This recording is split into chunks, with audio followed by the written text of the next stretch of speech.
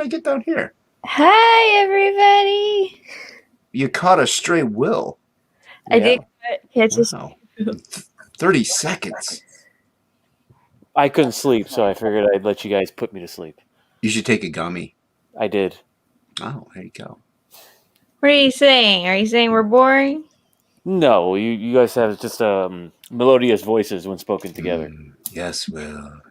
Very melodious. Perfect combination of the masculine and feminine. How you been, Will? I've been all right. How y'all been? Pretty good. Yeah, not bad.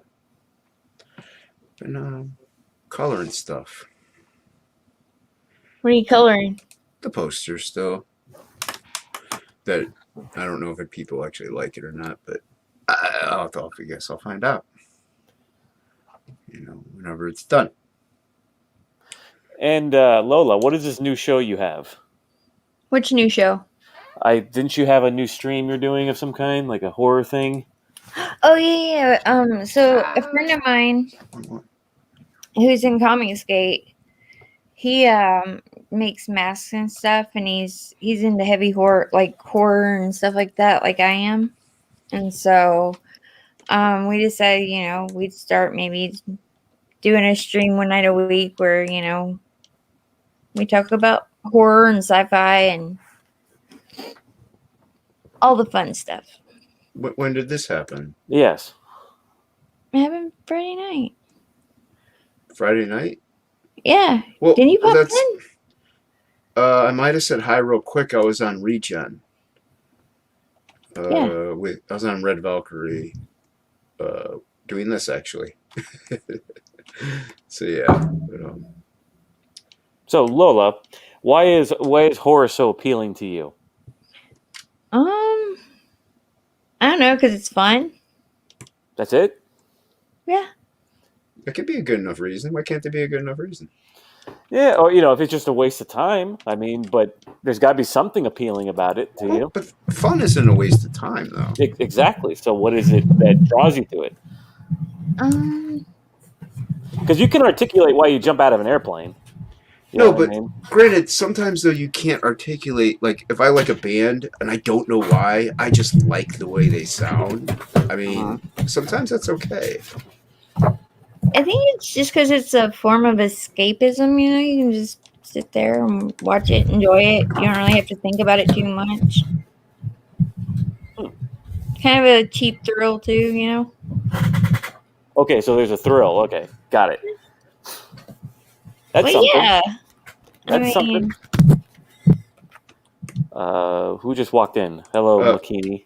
Makini is dragging a body through his place there, it sounds like.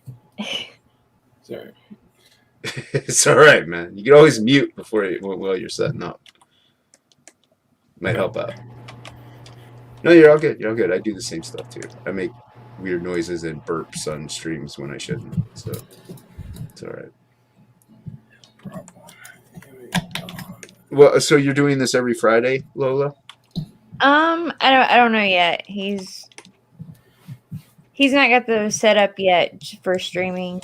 Like, I don't know. I just want to introduce everybody to him that doesn't know him. I mean, because he is doing stuff in CG as well. Like he made the mask for the Kill Journal. Oh yeah, that thing was cool. People want me to make a mask of this dude. And they're like, well, why wouldn't you? I mean, that would be a cool ass mask. Yeah. Okay. You not watch horror movies, Will? Oh yes, I do. Yeah. What's your favorite one? So that's a tough one. I mean, does it really count as a horror film? We talked about Alien. Yeah. So good. Or is that more like science fiction? I don't know. That's just like sci-fi horror. Sci-fi horror, man. It's still horror. It's just Jaws in space, dude. I mean, I like David Cronenberg's brand of horror. I think body horror is very interesting, a very interesting genre. It's a uniquely Cronenbergian creation, where he, where the bathroom becomes something very scary, right? Because it's not necessarily it's not necessarily coming at you, but what you're feeling under your arm, right? And he kind of takes that into a fantasy extreme. You know what I mean? And he does that in The Fly. He does that in Videodrome. He does that in Rabid. I don't know if you've ever seen any Cronenberg movies. You gotta name a couple. I've seen Scanners. Yes. I haven't seen it, but I know this. I know it. The Brood. Same. Haven't seen it, but I know it. Videodrome. Nope. Let's see. The Fly. Have you seen The Fly? The Jeff Goldblum? Yeah. I've seen That's probably his most watched one, probably. Probably then. Yeah. But he has a theme that he kind of carries over into all of his movies that is fascinating, which is about change. About it's a change from one state to another. So in The Fly, it's literally changing from one species to another.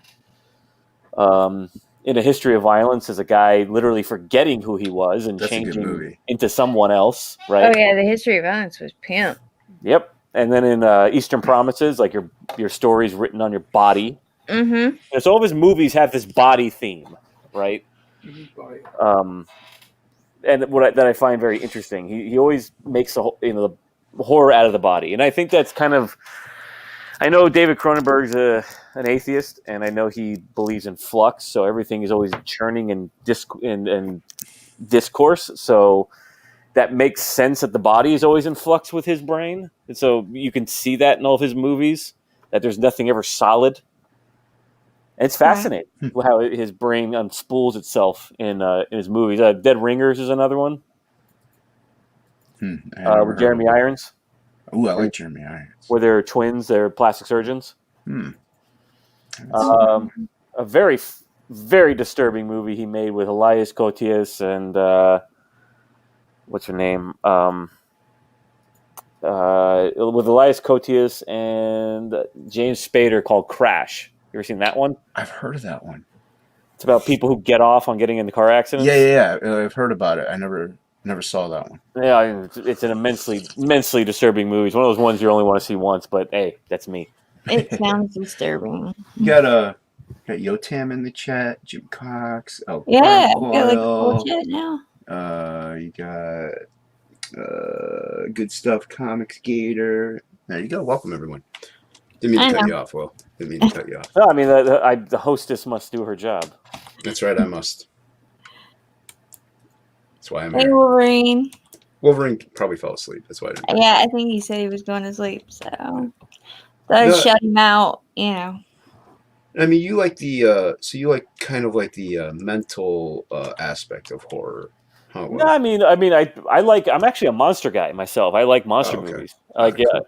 I'm a big fan of monster movies. So if there's going to be a monster in it, I'm watching it.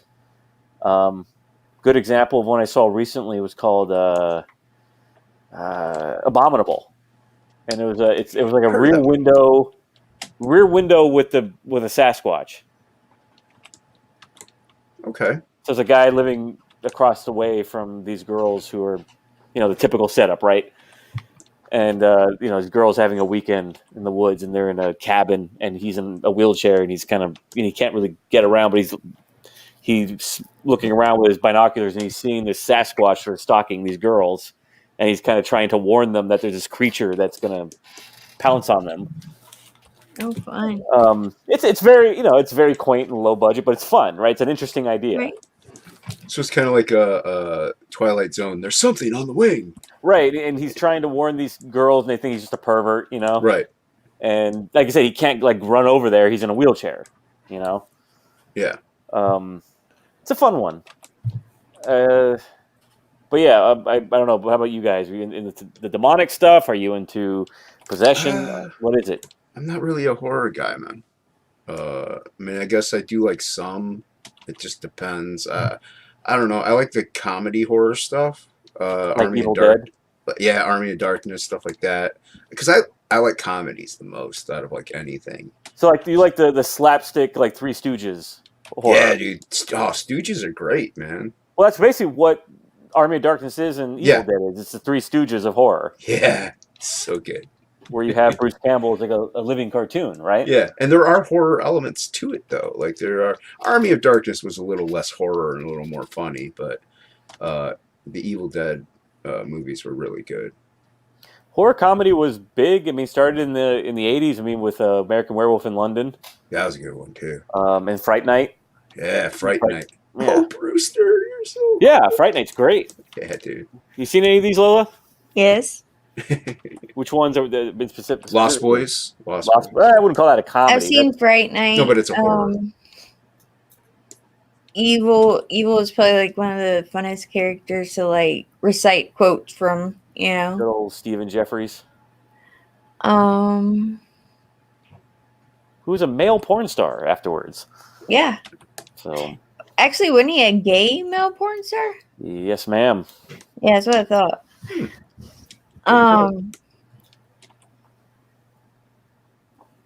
I've seen the Lost Boys. I really like the Lost Boys. Yeah, I guess you'd Boys. call that like the sexy horror comedy. Sexy, not comedy, but sexy horror genre. Yeah, there you go. That would be like sexy horror. Like where you put that in there with like The Hunger. You know, those movies that really play up the STD aspect of horror. You know. Yeah. I like the Pie slasher was films. good. I'm into slasher films, so P.I. Okay. Funny enough, I've never seen Texas Chainsaw Massacre. Never once. Nope. Great film. I have a friend she's a huge horror buff, and it's like one of her favorite movies, and she still can't believe that I've never seen it. I'm like, I'm just not into horror. It's just.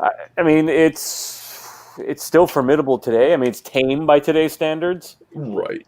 But in terms of the, let's call it tactile quality of it, it's still far and above the realism of horror movies because it kind of feels like a snuff film.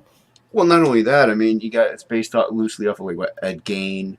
You got a couple serial killers that he was based off of. So Say he's a mashup of Ed Gein. Who else? Let's see. So Ed Gein, is the main one. yeah, it's the main one. But there's another one that they got their ideas. Ed Gein's mainly because of the setup of the farm. Right. Because Ed Gein lived by himself. He'd also the face with the skin's face, whatever. He used to dig up corpses and. Oh yeah. He'd make skin suits and lampshades and yeah. He didn't actually kill anyone. He killed later. Mike. Yeah. Right. Yeah. Until later. Mike, do you watch horror? I'm kind of like Jason. Horror's not really my thing. Mm-hmm. Yeah, there's nothing wrong with that. What do you like? What? Sorry, Will. Go ahead. Who are you going to address, Jason? Makini. I was going to ask him what's his genre that he does prefer. I guess as far as movies go, I'm more into action and I'm more into animation. I guess a lot. Okay. And kind of that feel, and even sports, surprisingly. There's some good sports movies out there, man. Mm-hmm. Any Given Sunday, that's a great movie. Major League. Oh, hell yeah. Major League. Yep. Yeah. Necessary Roughness. Remember that one? Oh, dude, that movie's so good. I think I do. With Kathy Ireland. Yeah, Kathy Ireland, man. It was like there's one, man. There's a 90s swimsuit model that everyone kind of forgot about. Yep. She was nice back then. And then I remember The Program. That one got in trouble. Remember that? The controversy around The Program? Oh, yeah, The Program. Where the guys were lying in the middle of the street, remember? And the cars were going by. Oh, that's right. And someone actually, a couple of jocks actually tried that and got ran over. Got run over because they're stupid. Yeah. I remember that movie Program. That was man. What was he saying? Ed Gein and who else? I saw A Cannibal Texas Family? Oh, okay, yeah, that's right. It's a Cannibal Texas Family. Yeah. But yeah, there's some really good sports movies out there, man. The Natural. Natural's a great one. Remember the Titans, of course. Yeah, it's a good one, man. The Sandlot, does that count? The Sandlot is an American classic. Does that count as like a sports movie? Yes. Yeah, it does. Okay. What else do we got? I mean, it's called. I'll rack up The Fan as kind of a hybrid like thriller sports movie. Yeah, The Fan's actually good. It's a good movie. Not the Michael Biehn The Fan. No, you're talking about De Niro. Yeah, Wesley Snipes. Blade, where he's stalking Blade. Yeah. Is there anything else? How about another mashup? The Last Boy Scout. Last Boy Last- Scout was a good movie. That was we got football and a cop movie. Yeah, you got Billy Blanks. Ain't life a bitch? Blows his head off. I mean, that one has great dialogue. I mean, it's your typical kind of Shane Black dialogue, but they had those great lines of between him and Bruce Willis. It's Bruce Willis and it's Damon Wayans, right? Right. Right, and then, there's just Bruce Willis shit talking is my favorite in any movie.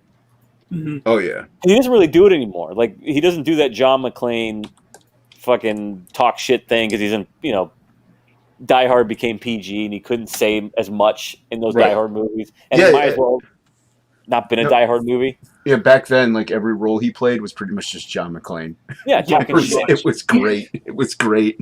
I loved it. But it's what everybody wanted, right? So Yeah. Yeah, him talking shit, and that's Well- what made Die Hard unique. Well, you Yeah. could also tell that he loved he loved it. He had fun doing it. Like you could tell Mhm. until, like Will said, Die Hard kind of became this PG, family-friendly type action flick, and you could Right. tell he was just like going through the motions at that point. hmm And what made Die Hard 1 great was who he was battling, right? So it was the typical American street cop versus the sophisticated Eurotrash. Yep. Right. Yep. So you've got Hans Gruber on there giving him his long dialectic of like, are you the Mhm. product of what do you say, Broken corrupt family. American culture? He's Yeah, that's it. Yeah. and he's like, too much television. Thinks he's John Wayne. He's like, nah, I was always partial to Roy Rogers myself. Those sequin suits. He's like, what? Such a great movie. Shit like that. He can, but he just, I think he's hedging like all the other old stars were that they got to be PG-13 to make money. Mm-hmm. Yeah, well, also the studios want to go PG-13 to make money, so as an actor, you kind of have to, okay, I want money too. So, Well, I think they all kind of followed the Eddie Murphy, Robert De Niro model. And Eddie Mhm. Murphy was the first one to do it, to make the jump from, doing kind of raunchy comedies, but more, how should we say, adult Yeah. comedies into the family fare with the Nutty Professor. Those movies made a lot of money, man. Oh, yes, they did. Yes, they Yeah. did. A lot of Not money. bad though. But even Dr. Dolittle made a lot of money too. I love the first Nutty Professor, so that's all I can say. Oh yeah, and then Robert De Niro, he had a new woman running his production company, and she said, "Hey, I can get you into this thing like Meet the Parents. Jump away from these serious films," and that made him a Right. shit ton of money. And and he became a joke, a parody of himself. Yep. Mhm. But he made a lot of money. Yeah. And it's hard to take him seriously when you watch, say, Cape Fear and Heat, and then you see these other where he looks like a doddering old man, like with Yeah, Alzheimer's. Meet the Fockers and stuff like that. Yeah, right. Like it's hard to take him seriously. Mm-hmm. He almost ruins his great catalog of films up to that point. Mhm. Yeah. He's about to lose all that money in divorce, right? To his entrepreneur wife. Right. Oh, that's always good. Hey, I was just curious if you had any articles, Lola. I- Not to cut us off of the movie topic. I was just Oh, no, uh, it's fine. oh, The well, movie topic's fine. If that's what you want to talk about, we can talk about movies. I mean, if you got some, Lola, please. I don't want to monopolize your show. I mean, No, no, no. other than that, it was, I think a lot of times it was just like animation and then just big on the franchise stuff. Of course, I jumped into the superhero boom, obviously. That was about it. like that's the thing. Like I mean, I'm a 42-year-old man, so like every other CGer, but so back then, we were pretty much growing up in the 90s when X-Men came out. It was like, wow, Oh, this is yeah. amazing. So, except for that Storm Frog line, which everybody just shut Oh us yeah, out. the Fox. Yeah, the Fox. Yeah, that was yeah, the early the frogs. 2000s actually. That was Well, either way, but still, it's still like Mhm. in that time frame of that we're still young enough to be like, this is really cool, and still we like comics are still cool, but then everything just kind of Well, no, we're old enough, Jason, where we saw the canon superhero Mhm. movies. right. Okay, like the Dolph Lundgren Punisher. Mhm. Like that. I thought was fucking cool when I was a it kid. was all he needed was the skull. Well, I thought Louis Gossett Jr. was great in it too. I mean, Who's I thought- he's Hey, a good what? actor. Yeah, when he's like, genuinely looked like he was trying to help Frank in that movie. Like he was really Mhm. like let me help you, man. Like you're fucking nuts. Right. You're a fucking maniac. Let me help you. And he has that great scene where he has like a box of bullets. He's like, there's just a plenty of these and a whole lot of these. Remember, he had Yeah. the skull on it. That's some cool shit. Yeah. Yeah, Absolutely. the knives had the skull at the end of the hilt, which was cool. And But I did think the end was cool. Remember when he helps the mafia guy rescue his kid from the Yakuza lady, and then he turns on him and says, that boy over there is going to inherit everything, and the only thing he has to fear is the thing I'm about to eliminate. And it's been a he while. turns on Frank, and Frank kills him, and he comes up to the kid and he says, hey, if you want any payback, I'll be waiting. Oh, that's right. Yeah. That was a good movie, man. It just didn't get the attention because it was just a '90s flick. Punisher was a nobody. It was an '80s flick. I thought it had a great look, Remember. that one. Like I said, all he needed was the skull. That's all he needed. He didn't have the Mhm. skull on his chest, and if he had that, it would have been the perfect Punisher movie. And Dolph, like I said, man, I give him a lot of credit. He had the presence, he had the look. Oh yeah, Like dude. he was this big towering Norwegian or Mhm. Lithuanian, whatever he is, kind of hanging over everybody. I mean, he did have the presence. Yeah. And as we've seen, Punisher's hard to pull off, man. Yes. Well, yeah, I mean, like even the first Spider-Man, it had its flaws, but it was still pretty okay. It was The fir- fair. The Sam Raimi one? Yeah, Tobey the first one. Maguire? Yeah, Tobey It Maguire. was and I said this, but it was the best post 9/11 film. If they had made Mary Jane Gwen Stacy, it would have been really good.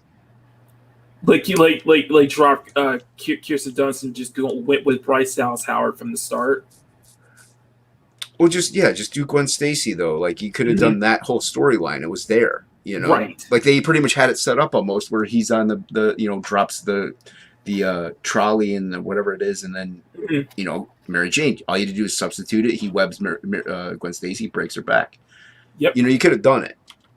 So, But now we're getting to the 2000s though, and I think after 9/11 and Saving Private Ryan, 9/11 visited like an ultra realism to movies, and it also kind of I think drained the fun out of them a little bit.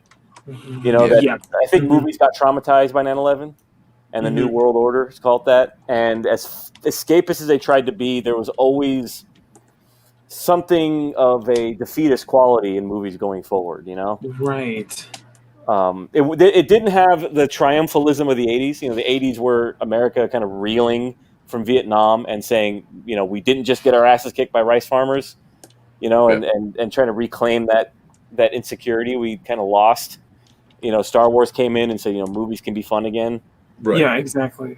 And kind of put because Alien kind of topped off the 60s and the 70s, right? It's like you had a movie about, let's just call it not anal, but oral rape, right?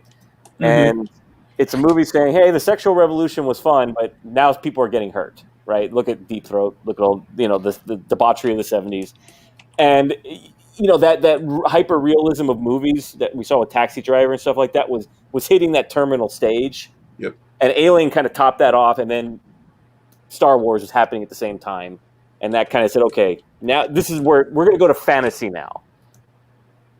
And then you got that great boom in the 80s of horror and fantasy.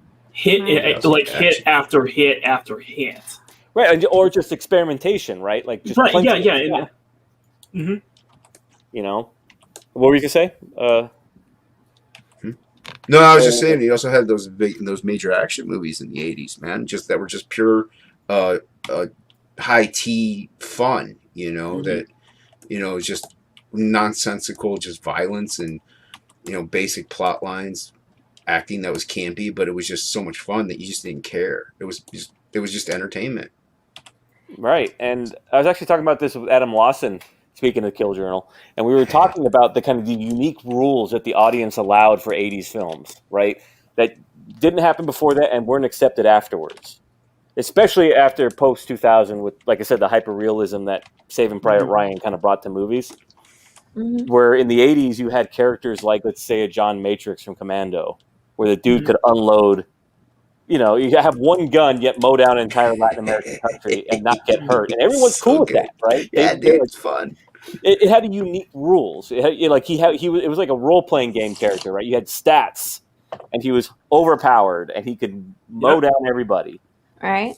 And the action movies of that period had that like superhero quality to them. Yeah. And we accepted it in the 80s, not before that and not afterwards. It's Which is funny. weird. Look at the rules of the 80s. And you never see it replicated ever anywhere else, really. Cocaine. One guy can take out 1,000 guys and get shot once and be like, "Ow!" And that's Right. that. Like guns don't do anything to the hero. Well, come on. I ain't got time to bleed. Basically, bullets are like mosquitoes. Just like, So Exactly. It's like mosquito bites. And that's a good example of the rules of the 80s, right? You've got these maniacs in Predator that you can barely fit in a movie. And in order for them to have an enemy, he has to be like, what's his name? Something Hall, Kenneth Hall or something like that played the Predator? No, I can't remember. He was in Harry and the Hendersons. You have to have that guy, right? It's like 9 feet tall. Yeah. A buffed out Predator suit to take on these guys, right? These fucking maniacs. Right. You have to have the ultimate hunting machine. Right. You got Bill Duke. You got Arnold. Mm-hmm. You got Carl fucking Weathers. Carl Weathers, man. Jesse the Body Ventura. Even Shane Black is kind of funny in there with the pussy jokes, right? Yeah. Mm-hmm. Who's the Indian dude? Billy. Yeah. That's his Billy's real name. Huge. Billy. Oh, that's his real name. Okay. I can't remember his name. They had Dude, to get him a bodyguard. tower. Yeah, he's 7 feet tall too. Yeah. And then I just call him Pancho. Pancho, he had the 6-shooter. Oh yeah. Grenade launcher. And that's a good example, McKinney, that you bring up, because that's another one where you kind of accept the rules of the 80s. In order for Jesse to fire off that many rounds, he'd have to be carrying the magazine of a fucking A-10 Warthog behind him. Yeah. You know what I mean? Yeah. Goes down the jungles. And he comes in there. I mean, there's stuff like where he kicks down that door in the back of the compound of the gorillas, and there's like those 2 gorillas running away. And he's just like, just like He just kicks it in open fire. Doesn't care. Remember Bill Duke? Get that mother. Exactly. It was just, but the thing is, say Venice was kind of like that rule set that kind of established that a lot of action films from the 80s and you go into the 90s kind of followed that same similar rule set, and to varying different degrees. Another example in that scene is when they start the attack on the gorilla compound, and you have that generator that's in the truck on stilts, and Arnold comes picks in, it up. puts a shape charge, or I think puts a satchel charge. Now, if this was a modern film, it'd be much more strategic and surgical, and Right. these guys sneaking in. No, he picks up the motherfucking car and just pushes it at the motherfucker. Just to show how strong he is. Right, and It's so good. the guy tries to get in, and Well, how else pulls are up. you supposed to show your strength? Right, but see what I mean? These guys are superheroes. Yeah. And that was the 80s. Yeah. It was the age of superheroes. So fun, man. And we granted them those powers in those movies, even in the horror films, right? Look at fucking Jason. Yep. Yeah. He's a titan. Yeah. You wouldn't make that movie now. There's no way you'd make that movie now. He'd be, Jigsaw or something, No. Hey, No, Skip Edwards, what about? What's going on? Yeah, no, but the thing is, it was just kind of like the horror icons at the time, especially with the slash films. It's like, making them, I understood why they had to make them as as OP as hell, because that was kind of the idea. Mm-hmm. Well, also it's not reality, so it's a fantasy. So you might as well just go that little bit of an extra mile. That's why I was always more of a fan of Street Fighter versus Mortal Kombat, because Street Fighter was cartoony. It wasn't a reality. I still like Mortal Kombat, but there was like, okay, yeah, they look real, but they're doing non-real things. I was just like, eh. But like you get these movies where they're real people, but they're also pushed up. They're like on the nth level, and it's just great. It's fun. Right, and you even had it in Rocky too. Oh yeah. Come on. He's like, come on, hit me. Like he's just asking him to hit. Speaking of sports Boxers movies, don't right? do that. Speaking of sports movies, Yeah. Great sports movies. Rocky I Four. forgot to. I totally forgot to mention that. Yeah, it's like I've also dabbed into martial arts films, probably more recent stuff, not as much as the older Bruce Lee stuff. But yeah, that was always American Ninja was in the 80s. That was another canon set of films. I'm trying to think. Cyborg, I guess you'd call that martial arts. Mm-hmm. You had Soldier. You had Universal Soldier too. That's 90s. Mm-hmm. Is that 90s? That's 90s. I thought that was late 80s. I don't know if Bloodsport was in the 90s or 80s. Was Bloodsport 80s? 90s? Bloodsport was 80s. Bloodsport was That late was Van 80s. Damme. Yeah, that was the Van Damme era. That was late 80s. Right. I'm just wondering if Yeah. that because he took off in the 90s, but the 80s was like the canon era where he's doing Cyborg. He's doing Bloodsport. Bloodsport's the big hit. Yeah, Let's go Cyborg, and then he does where he was doing Kickboxer at the same time. I think those three movies, I think, were kind of like the Art Adams thing, right? They were like on the shelf at the same time, Right. Yeah. and then he blew big on those three, and then he did Double Impact. I think that was a 90s one, right? Double Impact, I think, was early 90s. Yeah. Yeah. So Double Impact was his like last, I think, big movie for Canon. Yeah. And then he was off doing studio stuff. I think he did Universal Soldier. Was that the first one he did? Like that was like Soldier. He did. What was it? Double Team with Dennis Rodman. Yep. Oh, jeez. Street Fighter. What's the one with where he's in the hockey ring?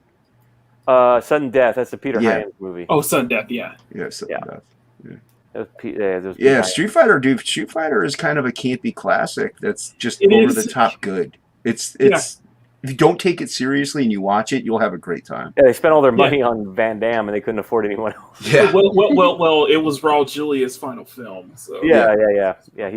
He was then. I think he found out he had cancer on that film. Mm-hmm. Time Cop. Yeah, that was another Peter Hyams movie. It's a good movie. Yep. I think that was like where he was cresting. I think Double Team was on the way down. I think where he was kind of going away into obscurity again. And then he did all those direct to DVD weird ass movies. You know, Steel Dawn was the best movie of the Steel Dawn. 80s. Steel Dawn. Do you mean Red Dawn? Or was there a movie called Steel Dawn? He's probably meaning Red Dawn. Yeah, maybe it's a big typo.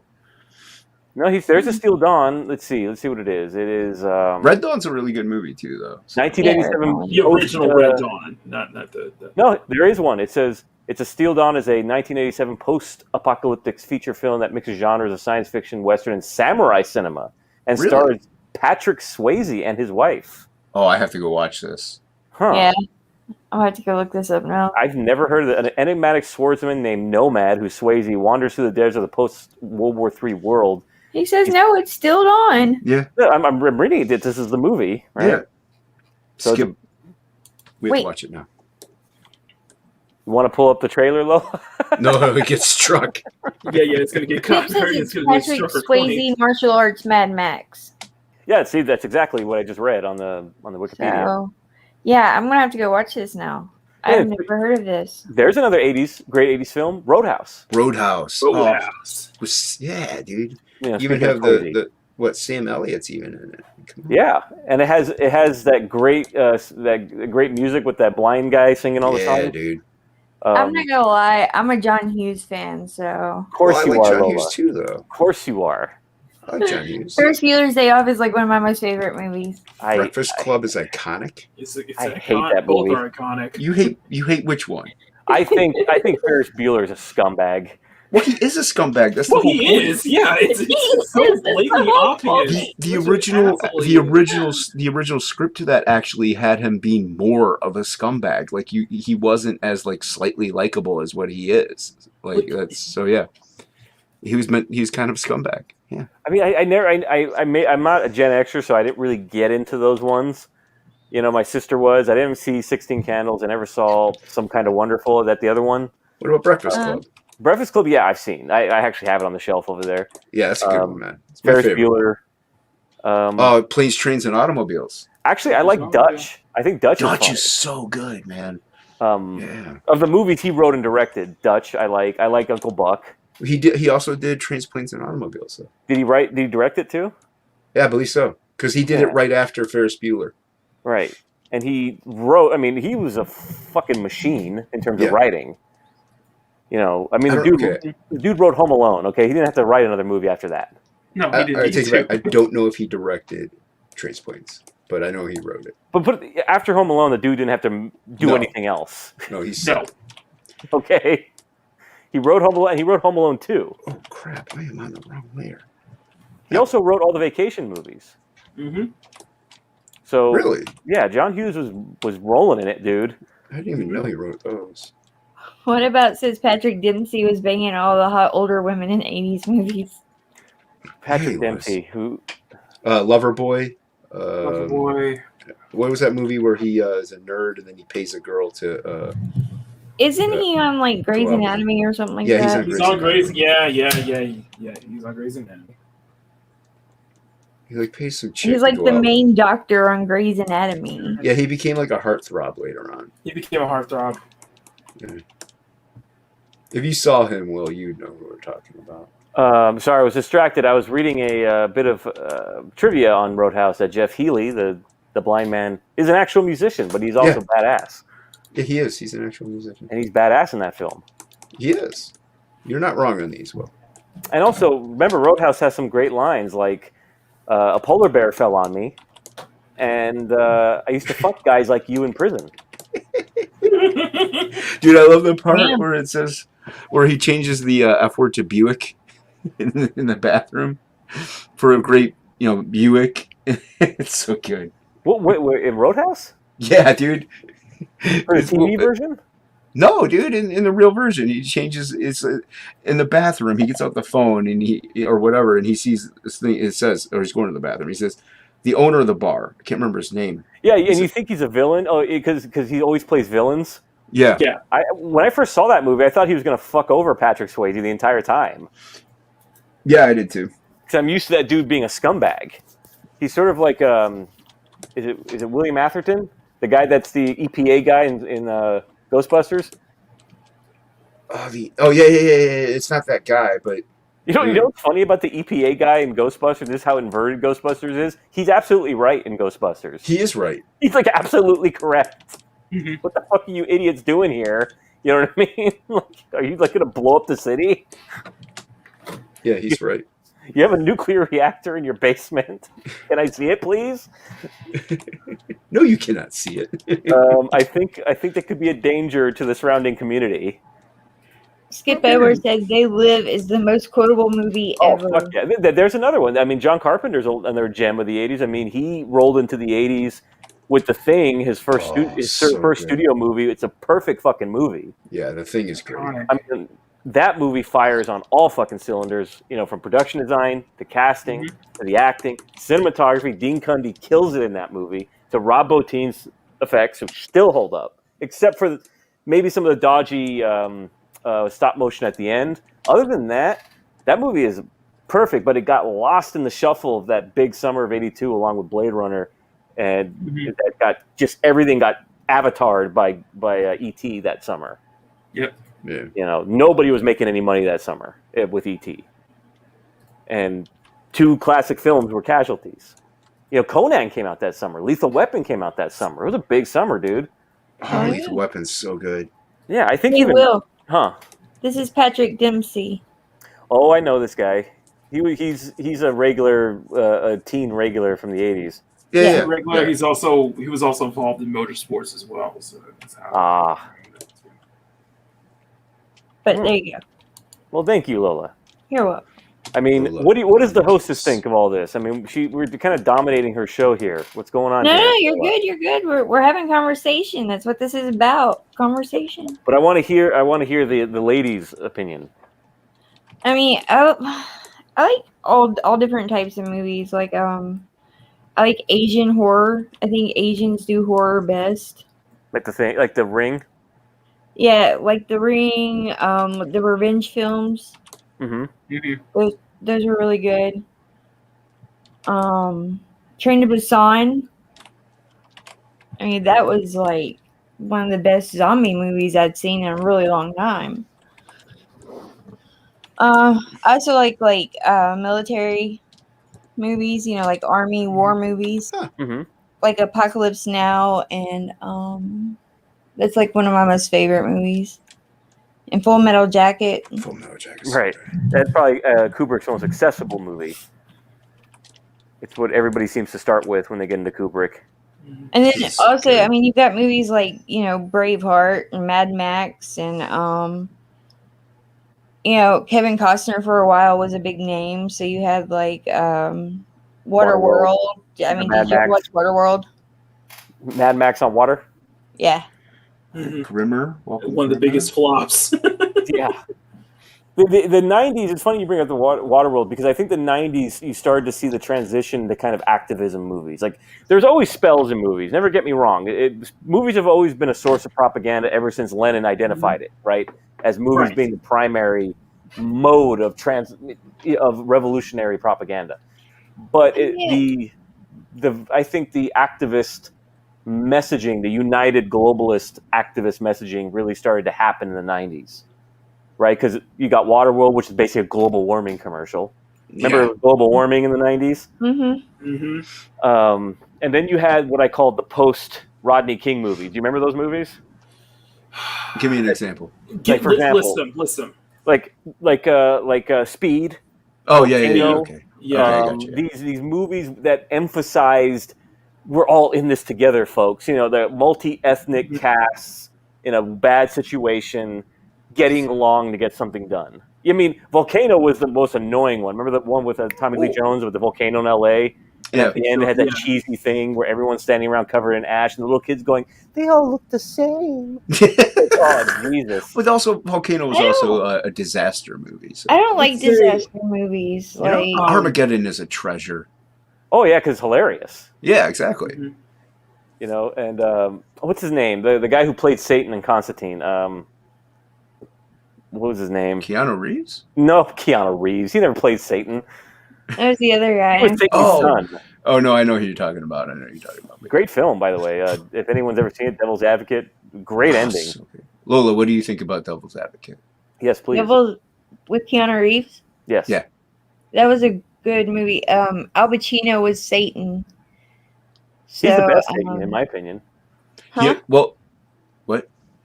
Well, I think he's of all the Satans, he's the best Satan.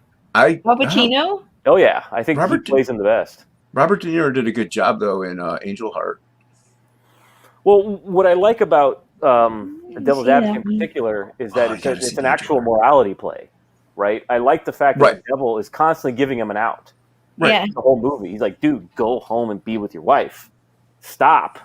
And he gives him a choice. Hey, the whole movie, he gives him a choice. At the end, you have that great, almost theatric scene where he's like, you know, "What were my fucking words to you?" Yeah. You know, don't invert things.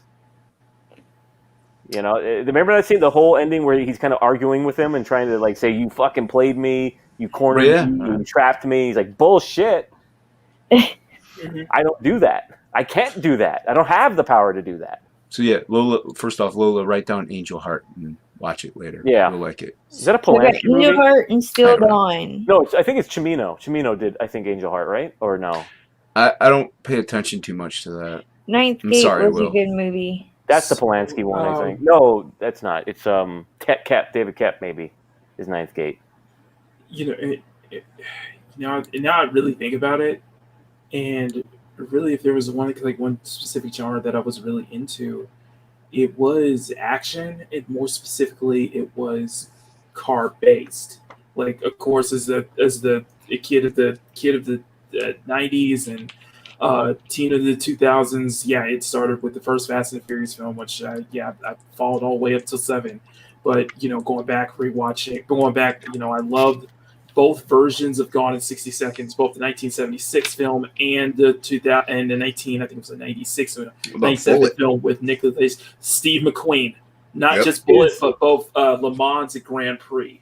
Is Gone in 60 an early aughts film, or is that a 90s film? I think it was the late 90s, early aughts, but it's a remake of the Nicolas Cage one is the remake of the late 70s film, which had the record for the most car crashes. What else?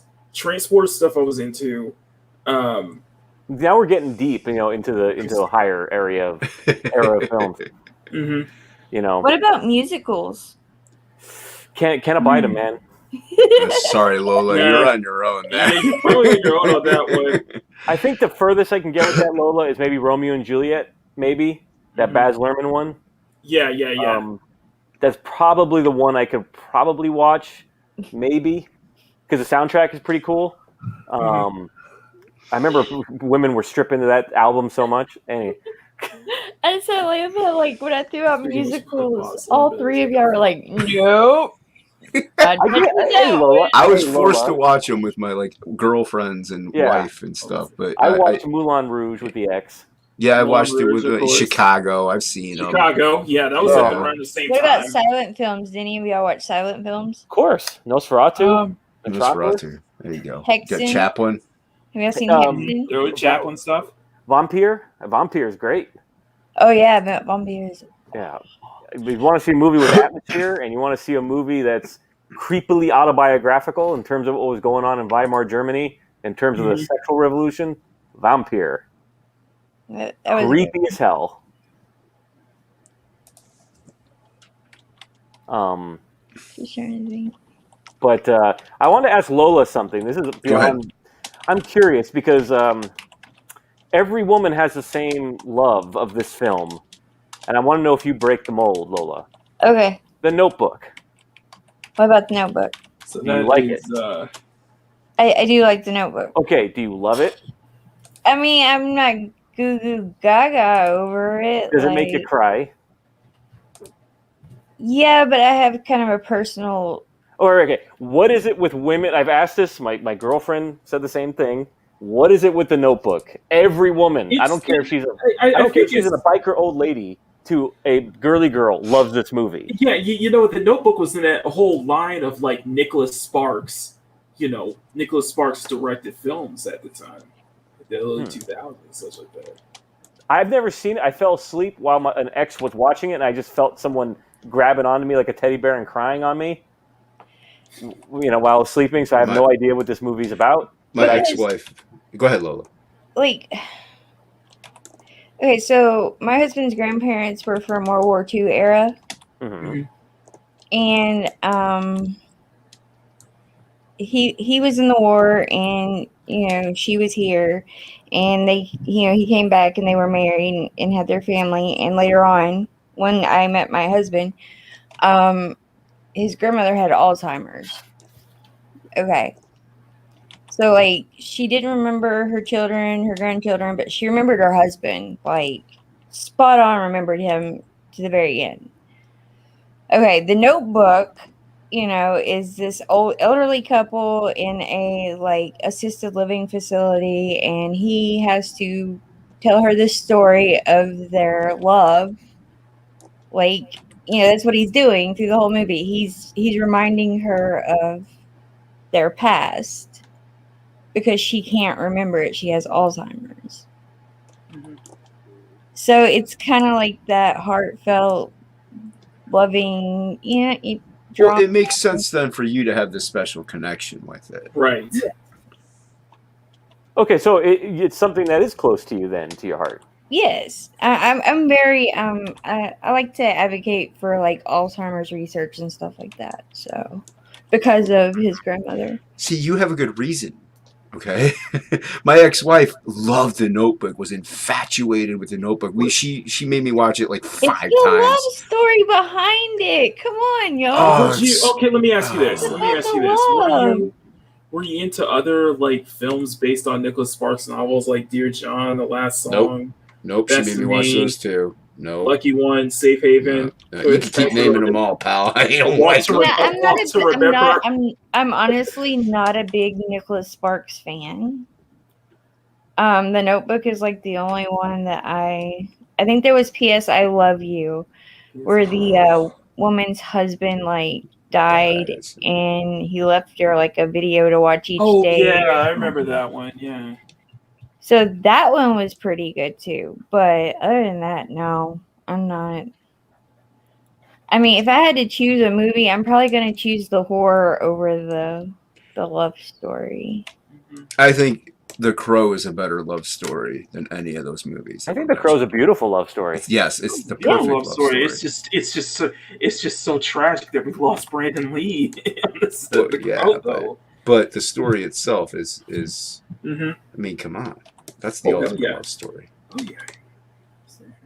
I mean, and not just you lost Brandon Lee, but James O'Barr lost his version of Shelley prior, to even to create that story. So there's kind of a curse on that story, Right. What about westerns? Do y'all watch westerns? Oh, yeah. Of course. My mom What's is your big favorite? into westerns. I've seen a lot of them. I'd say Sergio Leone being my favorite. Well, yeah, you can't go wrong. Once Upon a Time in the West, Good, the Bad, and the Ugly. High Plains Drifter. That's one of my favorites. Yep. Yeah. High Noon's good too. Yep. I even like the original 310 to Yuma. What's it was like one of John Wayne's last movies. He plays like he has like cancer in the movie, which is kind of funny. Not funny, but you know what I mean. It's not True Grit, is it? No, it's not True Grit. It was like one of his last movies, and I can't remember the name of it. If my mom was like in the room, and she'd be like, "Oh yeah, it's this movie." But I really like that one. He plays like an aging retired, like I think gunfighter. It's just a really good movie. John Wayne's got some great movies though. Magnificent Seven was good. That was a good one. Yep. Yeah, Magnificent Seven. Yep. Well, the movie they Silverado that on is one of my favorite movies of all time. Yeah, I've seen a lot of what my mom is big into Western. Like her favorite channel is the Western channel on Stars. I do think Unforgiven, like they said in the chat, is a good cap off to that genre. Yeah, it is. It's a nice tip of the hat. Even though Django is a fantastic Western movie, it's Unforgiven it's like the peak like Western spaghetti Western style almost. It's like really good. What I've always liked about Clint Eastwood as an actor is that he's never put up airs about his age. And he always played roles tailored to his age. So, for example, in The Line of Fire, a big part of that movie and that character and his weakness is based on his age, right? The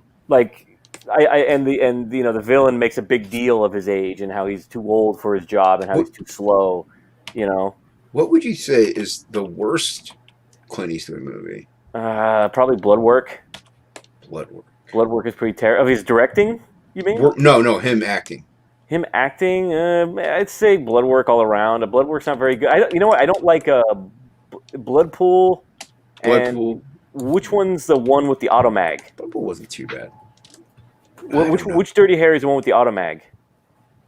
Oh, I know which one. I know what you're talking about. Okay, I don't know precisely, but are they really that awful though? Like, there's other movies I'd be like, yeah, I'd rather watch that bad Clint Eastwood movie any day over this. I mean, yeah. I mean, but in terms of Clint Eastwood, I didn't like the Blood Pool, the fifth Dirty Harry one, with Jim Carrey in it. Remember? Right.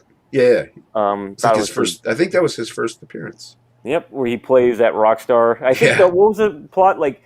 They think that Liam Neeson is a director, and they bet on which celebrities are going to get killed based on their lifestyle, something like that. Yeah. And he's correct about one. So they investigate it. Yeah, like Gran Torino, great fucking movie. Who doesn't want to be Walt? Gran Torino's brilliant. That's going to be Rob Willis when he gets old. Is going to be Walt. I swear to you, Rob Willis is straight up Walt. That's good. He's going to be sitting there with his beers and his notepad. He's like, oh, fuck, another one. Another one. Clint Eastwood has a good record though for putting out fantastic films. I just like the equal opportunity dissing that's going on in Gran Torino. What are you talking about? Where he's just hating on everybody. Oh, he hates everybody. Yeah, he doesn't care who they are. He's like, you try to cancel him for that too, and I was like, yeah, you don't understand like context of the film. He's like, fuck you, I'm Walt. Yeah. He hates his own family in that movie. Yeah, he's like he hates everyone. And my favorite is when he pulls over his son, who's like the wannabe black dude. He's like, "Shut up! They don't like you either. I wouldn't want to be your friend either." Yeah, like they want to be your bro, and I don't blame them. Yeah, he calls him out. It's fantastic. I mean, we can't use the line or we get struck, but but you remember another monster puts out Gran Torino. What? Gran Torino? Did y'all watch that movie? We've been talking about it for the last 5 minutes. I got you. We just talked about it. like Lola, we were literally talking about it for 5 minutes. Lola, how many gummies? Lola, Exactly. pay attention. One. Just one gummy today? Just keep going. Keep going. Keep going. Keep my show going. I need my watch hours up. She doesn't care about monetization. Oh, don't give me that. She needs does. her 50 cents. She needs her 50 cents. What am I doing 50 cents? I can't even She's go see like- a movie for that. You know, Lola's gonna be like the crackhead in Menace to Society. He's like, look, I got money. I got $2. You ain't got no motherfucking money. How about you? Thanks, Will. Thanks. I got these cheeseburgers, Lola. Got Yeah, another monster in cheeseburgers. the chat? They're Welcome, double welcome, another monster. cheeseburgers, Lola. I can't say the next line because you lack the anatomy plus you're a lady. Gotcha. Mm. There was a good one. Where we live off Gran Torino, yes. Gran Torino. Yeah. Equal opportunity hate, but Yep. also appropriate to Clint Eastwood's age. And that movie came out in a year of like Clint Eastwood factory of classics. I mean, think about the 2 years, right? He had Mystic River, Flags of Our Fathers, forgot about Letters this. from Iwo Jima, and $1 Million Baby, and then Gran Torino. So, see, that's just good stuff, man. So that dude was on a roll. Yeah. Mhm. Remember, it was like those 2 years was nothing but Clint Eastwood. Like he was like, "Where do I put all these Oscars?" And he's like, Right. Yeah. But they were deserved, Like they were good movies at least.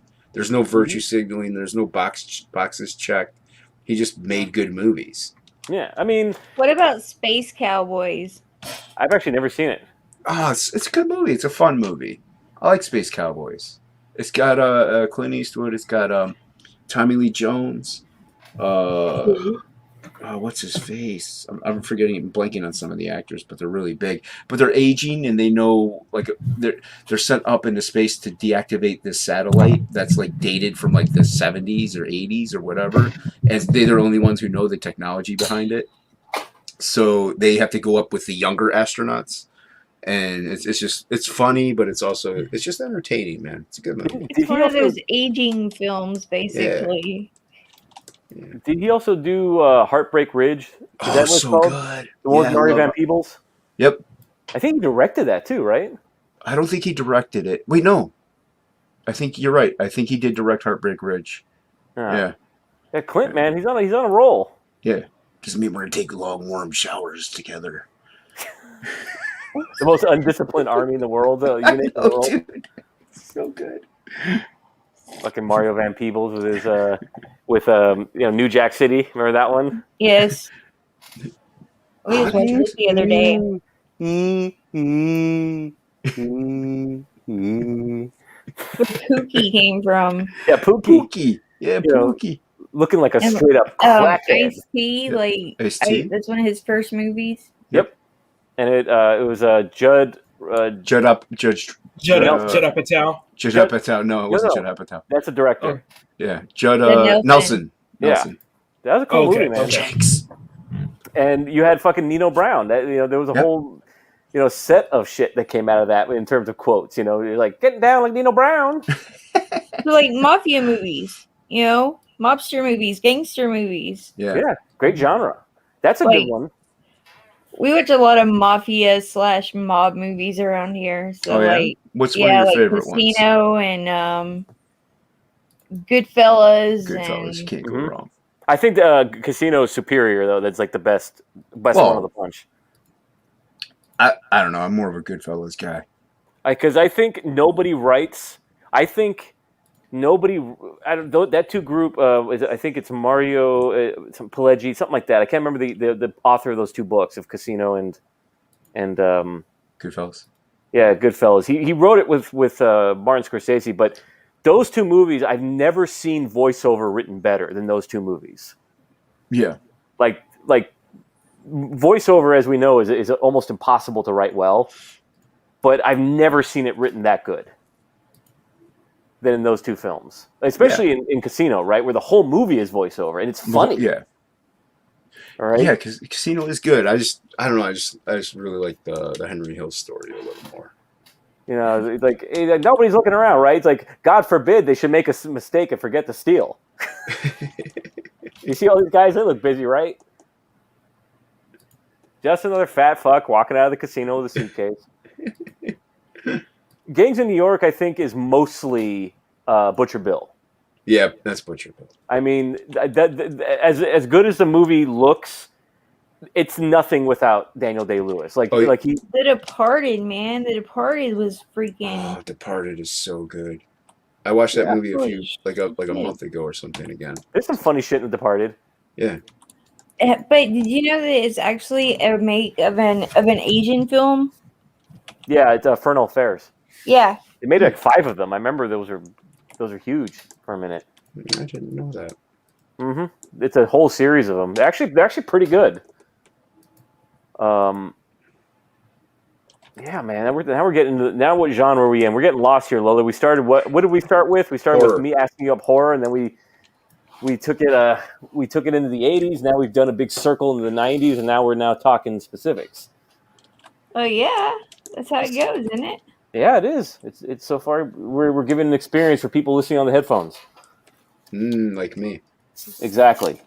And hey, I found some new movies I've got to check out now too. Are you writing them down? Yeah, Still Dawn and Angel Heart. Angel Heart. How about Cyborg? How about that one?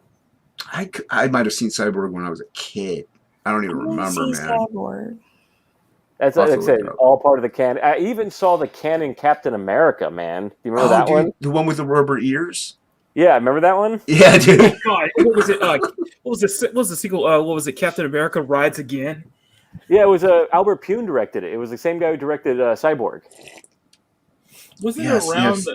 Wasn't that like around the same time as the Rob Cohen Fantastic Four? Yeah, it's the around one that time. got buried. Yeah. It was because of Captain America. They're like, "Fuck you, no, this is not coming out." But Avi Arad took over. Hello, friend. Like, no. Got Poop Dan in the chat. Poop Dan's in the chat. What's up, Poop Dan? Because Stan Lee was endorsing that movie. He was fine with it.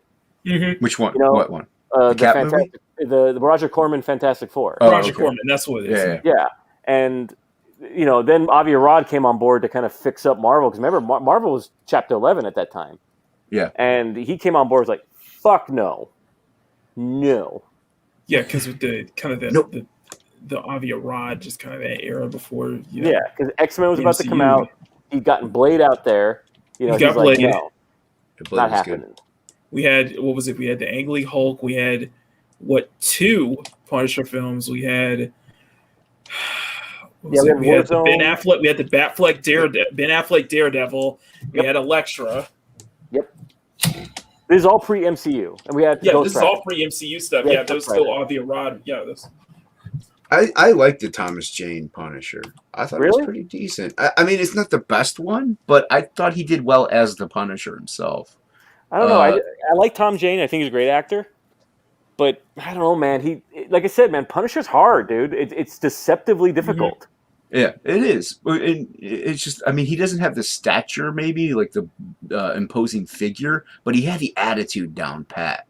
I thought John Bernthal had the best look. Yeah. Yeah, of he had the best look. Yeah. I think he best fills the silhouette out. You know what I mean? Yeah. He has that, like, that sort of like Swiss Army knife face that I like to say. He can look at any. He can look any ethnicity. He could be Italian. He could be Jewish. He could be Russian. He could be, Latino. He could be a white guy. Typical white guy. There's like Oscar Isaac has that kind of Swiss Army face too, where he can play any ethnicity almost. Fantastic Four movie would have predated all the superhero movies. Thank you, Lola. Right. But it got shelved. You're okay. Yeah, I mean, get it on the internet. Yeah, but there was that original Captain America one that was kind of around at that time. The original Punisher was around at that time. Mm-hmm. Yeah, those were the canon ones. Yeah. Yeah, and that's like the Thomas Jane Punisher. It takes place like in Miami.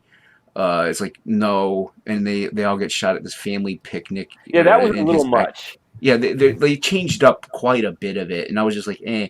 But once he like Dawn the Punisher, like pretty much at the end where he has like the Kevlar suit on with the Punisher symbol.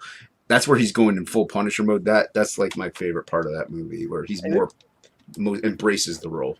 They did Warzone, I think, after that, right? Yeah, they did Warzone after that. I don't know. I think the only one that I really liked was the two bookends, right? The Dolph Lundgren and John Bernthal. That's fine, man. I mean, I think those are the two, so far, the two best Punishers. Hey, Will, Yes. who makes the best Batman? Who makes the best Batman? Yeah.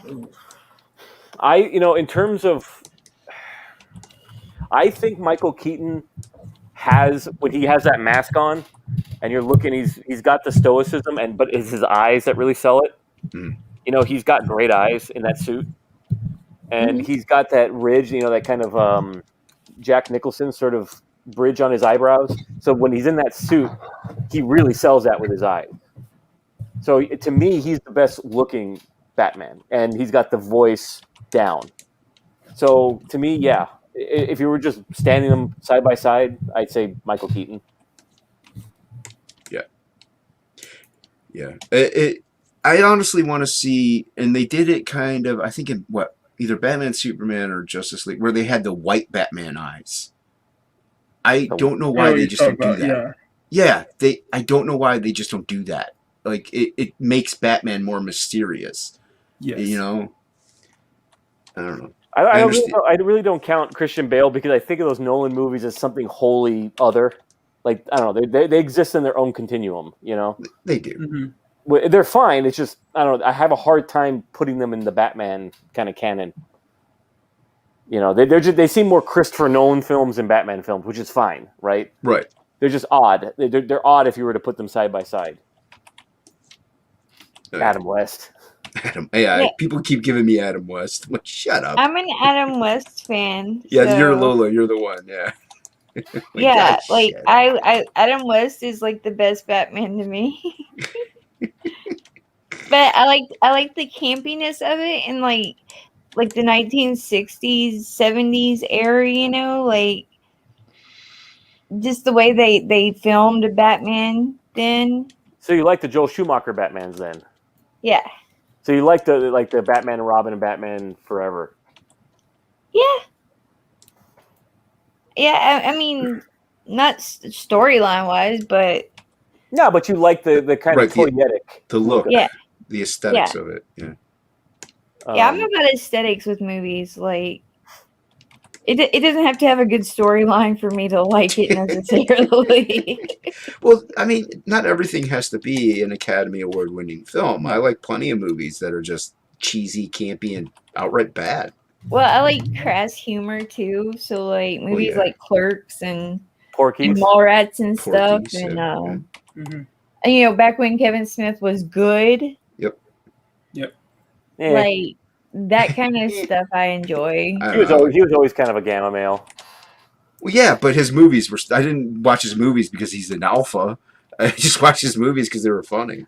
I mean, Clerks is alright because we all work those jobs, right? We could identify that. We've all had those conversations too, right? Yeah. And we've all been in that shit job where you're just chilling and you're talking about how much you hate the fucking customers. Well, and that's I don't hate the is similar. Well, I wouldn't go that far, but yeah, that's what you're saying. Mallrats is similar. Like that line, this job would be great if it wasn't for the fucking customers. I used to say that when I worked at Michael's. At Michael's, yeah. Yeah. Look, I worked at the Fox Hills Mall, man, and if you're from LA, you know what that means. Being the only white guy in the entire mall. So where you get to mall barter and, hook people up, so to speak. And I worked at the most desirable place for the discounts. So my mall bartering really came in handy. Because I worked at the when it was Software Etc. and then it became GameStop. Oh, I gotcha. Okay. Shows you how old I am. I never even heard of Software Etc. though, man, and I'm older than you are. Exactly. Well, the other thing is though, they probably didn't have it out here in Ohio. Yeah, who wants to who wants to go to Ohio and live there? No one. No one wants to live. Well, I take that back. Dave Chappelle, apparently, but Dave Chappelle is really good, man. Yeah. The Chappelle Show. Yeah, Like, he was more crackhead. really, like seriously, Hey, Kiwi like Chow. his entire performance in the First Night Professor made me dying. Oh yeah, wipe that shit off your head. Mm-hmm. Wipe that shit off your head. Now, who's more crackish, Kid Rock, Chris Rock, Chris Rock, or Dave Chappelle? Who's more crackish? Who's more crackish? I would say. Well, I mean, if you're going off of Pookie, you mean like skinny, right? Like super I skinny? would probably say Chris Rock in a way. Yeah.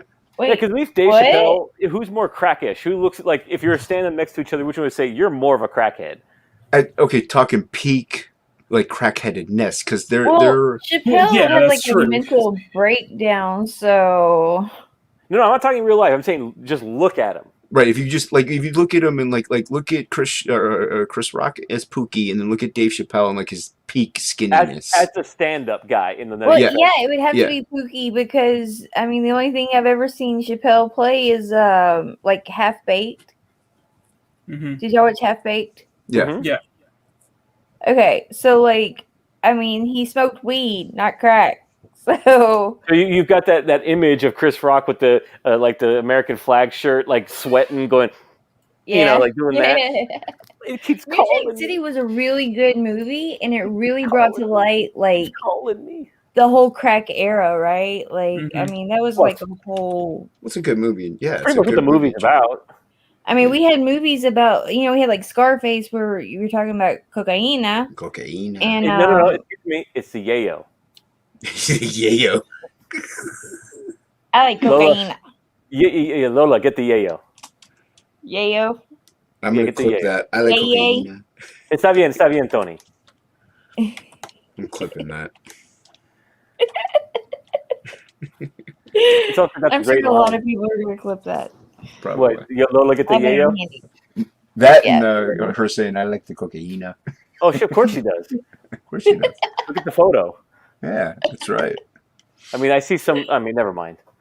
No, you're good. I got you. But like, we didn't really have anything that shed light on like the crack epidemic that was happening at the time, right? So like, it was interesting. And then like Spike Lee started coming out with more movies directed in those communities, and we're shedding light on what we as normal people weren't acknowledging or seeing. Yeah, crack being a precursor to meth, or crank was at the time. There's movies on meth. I mean, there's one with Christian Bale where he like what is that movie? You're not referring to The Machinist where he lost some. No, he all wasn't that on weight. crack in that. No. it's There the was fighter. a movie where like he lived up like in the Appalachian Mountains or whatever. He's from a small community, and like his brother's a meth head, like. And like he ends up getting killed because he owes local meth dealers like all this money, and so he like goes on like a whole revenge to get them all. Never saw it.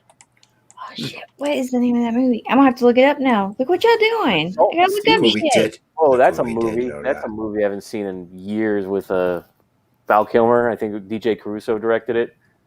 What's that? The Salton Sea. Oh, Sultan Steve Nope. was a good movie. Never I saw remember it. the poster really because the poster had a very iconic poster of like flames on the bottom with like Val Kilmer's back to it with his like tattoos on his back. That was when Val Kilmer like looked good and was in his good days. Well, that was the Tony, you should- apex of his powers, right? After Batman Forever, like he was a gargantuan hit. Well, real genius. He was skinny there. Top Gun was probably where he, I think, probably looked the best. Oh yeah. Every woman was all over him in that movie. Yeah, he had to hit a volleyball around, man. Yeah, that's what they do, man. Playing with the boys. That's what they do. You That's know, what they do in the Air Force. because because Iceman wanted to crash and burn into Maverick's ass. That's right. Get on a minute. All it takes is one, man. Goose. One of my favorite love stories is the second Fast and the Furious between Tyrese and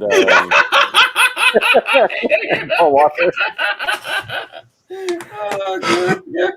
I swear, dude. Like I was waiting for them to just straight kiss at the end of that movie. I was like, you got two guys wrestling in the. You got two guys like in the beginning scene. You have two guys wrestling on the ground. Yeah, but Tyrese kept saying like fucking homoerotic shit to him, and like I know, right? It's just like Did that. it work? And like you even got like what's his name, Paul Walker. Like, what the fuck, dude? We're making a movie here. Don't be getting crazy on me. Even Paul Walker's like, huh? Did It they was kiss? called Out of the Furnace. Never saw it. Yeah. Fast Too Furious is very bold. It's a love story between two men.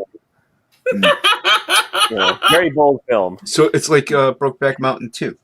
Yeah, it's very bold. It was ahead of its time. Brokeback Mountain with cars. Okay. Brokeback Mountain with cars. And if it wasn't for what's her name, who's the woman, Ava Mendes? She makes it not gay. Because she's in the room. Exactly. It's like two dudes having a threesome. It's like as long as the woman's there, it's not gay. You know what I mean? Because they want each other, but the woman's there.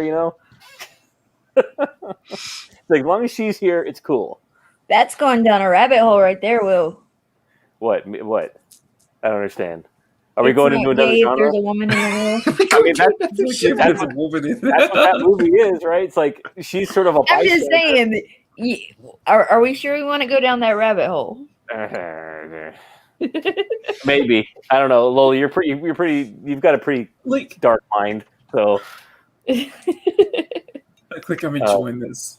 I'm just a innocent boy who was raised. You are a huge film buff, and I Cavatino. welcome. What'd you say, sir? I'm just welcoming Cavatino. Oh, hello. Where's Cavatino? Yeah. He's in the chat. Val Kilmer was in good shape in Top Secret. Oh yeah, Oh, Top Secret's so good. especially when you get. Is that the one where the dude's dressed as the cow and he gets fucked in the ass by the cow? Yeah, dude. I don't remember that one. They pretend to be like a cow, like they're in like a cow suit. They're wearing the boots. Yeah, the cow comes up and, like, Russell sodomizes them. Crowe. When he goes to unlock the safe, he starts smoking a cigarette, puts it in the cow's mouth. And I remember the names of the black dude's name, the Chocolat Mousse. Yeah.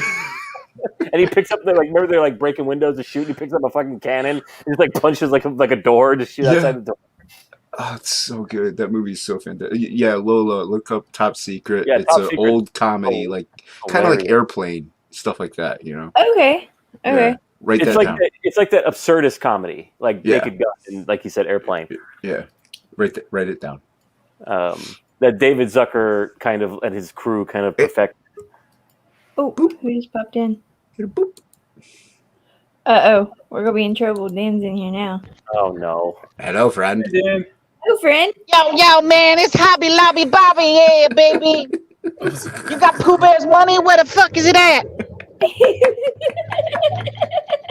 That's like a man. Or it's like, I think That it's was good that awesome. you gotta bring up like Lethal Weapon because it's like I loved all three Rush Hour films. I absolutely loved all three of them. Well, isn't Rush Hour essentially just like Red Heat repurposed? I mean, the first Rush Hour is essentially a remake of Red Heat. Like it's the exact same movie. Yo, man, it's a remake of China Syndrome. You know what I'm talking about? Show your face, Dan. Christ. Hi, Dan. What? Hi. Hi. Are you in your car? You on Yeah, the I'm road, in Dan? I'm in my He's at truck. work. He's at work. I'm about to pull over and park here in a second. He has to poop on a homeless man. What is going on here? We're talking nonsensical about movies. Well, we're about to get into threesomes, but you know. Whoa, That's a different genre, whoa. I don't know any. Oh, what's that movie with Robert De Niro? Or not Robert De Niro. Robert. He plays Robert Downey Jr. This takes place pretty much in this room with him and these two other women, and he's like having an affair with both of them, and they find out. It's the dialogue in that movie is so fantastic, and I can't remember the name of it. Robert Downey Jr.? Yeah, Robert Downey Jr.'s in it, and he's having an affair with these two women, and they find out, and they kind of like confront him about it, and it kind of takes place just in this room, like in his apartment, and it's just like they go kind of from room to room, but it's mainly in one room. But yeah, it's such a with Robert Downey Jr. I can't remember the two women. It's just the dialogue in it is really good. It's back when he was drugged up too. Like the Less Than Zero days. Yeah. Yeah. I can't remember the name of that movie. I'll have to look it up. Well, Was it a Shane Black film? yeah. Who? No, Shane Black wasn't directing back then. Oh, he wasn't. Okay. No. Are you talking about Kiss Kiss Bang Bang? No, this is earlier. This is like in the drug days of Robert Downey Jr. Yeah, I was, he about to was say, I was about to say Lock, Stock, and Two Smoking Barrels, but that's Jason Statham. I was like, Like, where the hell are you totally going? different movie, but that's a Yes. good movie too. It's a Guy Ritchie movie. Yeah, I and that's Snatch, in too. Europe for one. Snatch was good. Hell Yeah, yes, Snatch was Snatch good. was That good. bare knuckle boxing with Brad Pitt. Oh my Yeah, God. I scene was- that scene I was like good. Snatch quite a bit. I'm a big fan. I like Yeah. doing it. I like messing with it. I like touching it. Smanging it. Yeah. Snatch is I walked wonderful. into that one. That Yes, one. you did. I just put my Yes, you fist out, did. and you walked fist, and you just walked right into that one. Yeah, pretty much. Elbow deep inside the boardroom. But I like Guy Ritchie films. Like I Okay, like the, cool. like what about how do you feel about Edgar Wright? Edgar Wright stuff. I mean, Dawn of the Dead. I mean, not Dawn of the Dead. Dawn of the Dead. Shaun of the Dead is decent. I actually like Hot Fuzz more. Hot Fuzz is so good. I bought it. I like Shaun of the Dead. I liked Hot Fuzz. I love Scott Pilgrim. So. Hot Fuzz is the perfect movie. Yeah, I like Hot Fuzz quite a bit. I think it's funny. Yeah. I mean, You're a doctor. Deal with it. I sort of checked out after Hot Fuzz. I didn't really follow him after that. Mm-hmm. Paul was So- okay. do any of y'all like throw on Oh, a yeah, movie Paul, while you're drawing or writing? It has to be music or like this. I can't watch things. Like even now, I still stop and Okay, like so look that at the movie- screen. That movie I you were put movies talking on. about, Jason. TV shows. Is it Chances Are? No, it's No. Two Girls and a Guy, according to my source here, who 1998. Girls and a Guy. Was it Let me look 98? that up. No. She's I don't remember that. she's pretty sure that's the movie. The movie's called 1998. No, it came out in 98, and it's called Are you sure? Girls and a Guy. That could be it then. I thought it was earlier than that. I mean, he's still kind of in his blacklist phase at that time, you know? Yeah, He Two Girls was. and a Guy. Yep, that was 98. Yeah. It's got great dialogue in it. Thank you, my dear. Thank you for helping me, and thank you Thank for you. helping Jason. Thank you, source material. Thank the girlfriend. She's always watching and fact checking me and Thank you, girlfriend. and talking shit to me while I'm talking to you people. Oh, we do that anyway. I don't have to think of that. Oh, Heather Graham. Yeah, that's Heather Graham. Heather Graham, that's who's in it. That's right. Yes, I do remember that one with Heather Where did Graham. Dan go? Yeah, it's got He, great was, dialogue. he got robbed. Yeah. He got robbed when he pulled over. Yeah, it's Let's got great hope dialogue in it. But Nah, we were talking about Hot Fuzz before that. That's right. Yeah, and Paul was decent. It wasn't Paul great, was a but good movie. it was fun. which one? Paul with the Paul. alien. No, Yeah, let me okay. So when I was a kid, I would watch things like Unsolved Mysteries and like X-Files, and like their aliens would give me nightmares for some reason. Really? Is it creepy? The X-Files alien scared you? Yeah. Alien from So- Signs. They were little big-headed aliens.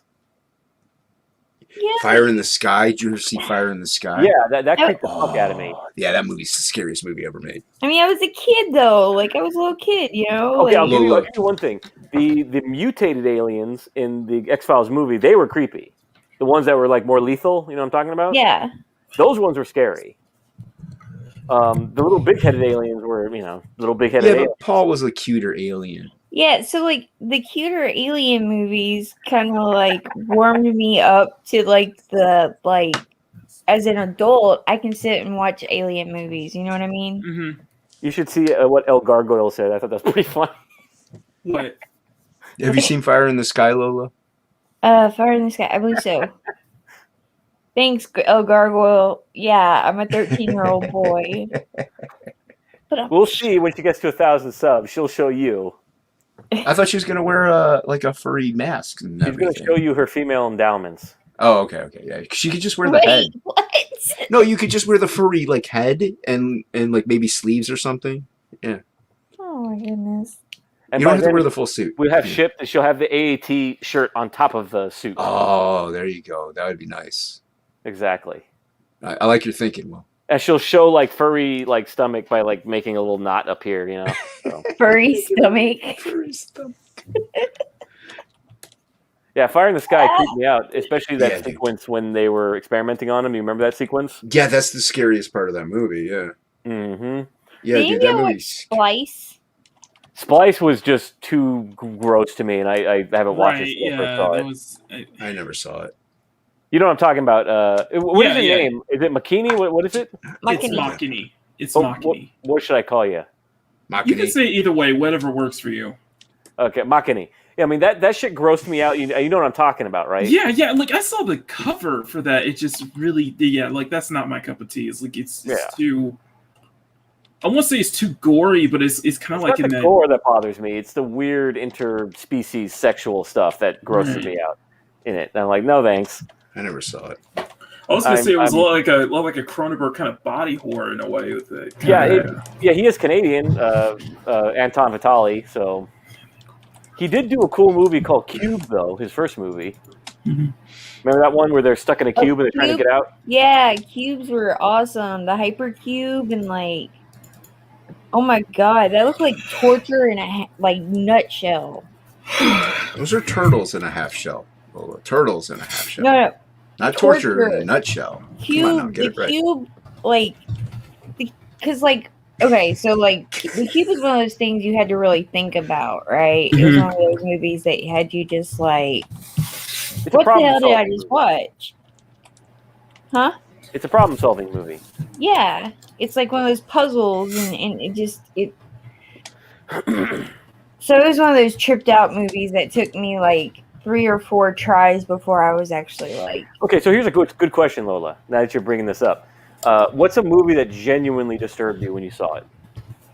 Genuinely disturbed me? Like you felt unsettled by it, like really unsettled by it. A Serbian film. I get that one. That's understandable.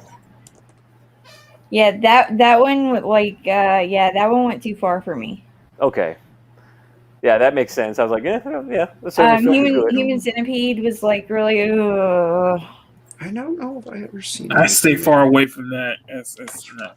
Yeah, there's some things you just don't need to see, you know. Right. I tried to watch Salo one night. Oh, Salo's another one. It's like I wish I hadn't seen that. Yeah, so I only got about 10 minutes into it before I was like. By the way, Lola, that film Salo is actually based on 100 Days of Sodom, which was written by guess who? The Marquis de Sade. There you go. And we've talked about this prior. Remember we talked about the origin of horror? Yeah. So it's a nice little callback. But there's not a whole lot that disturbs me anymore. The last one I saw that got under my skin, but just made me unsettled was a movie called The Entity. I saw very recently, maybe about a year ago. You guys ever see that one? Mm-mm. And it's about apparently, allegedly a true story about this woman in LA who was being basically just randomly, brutally attacked and gang raped by unseen entities.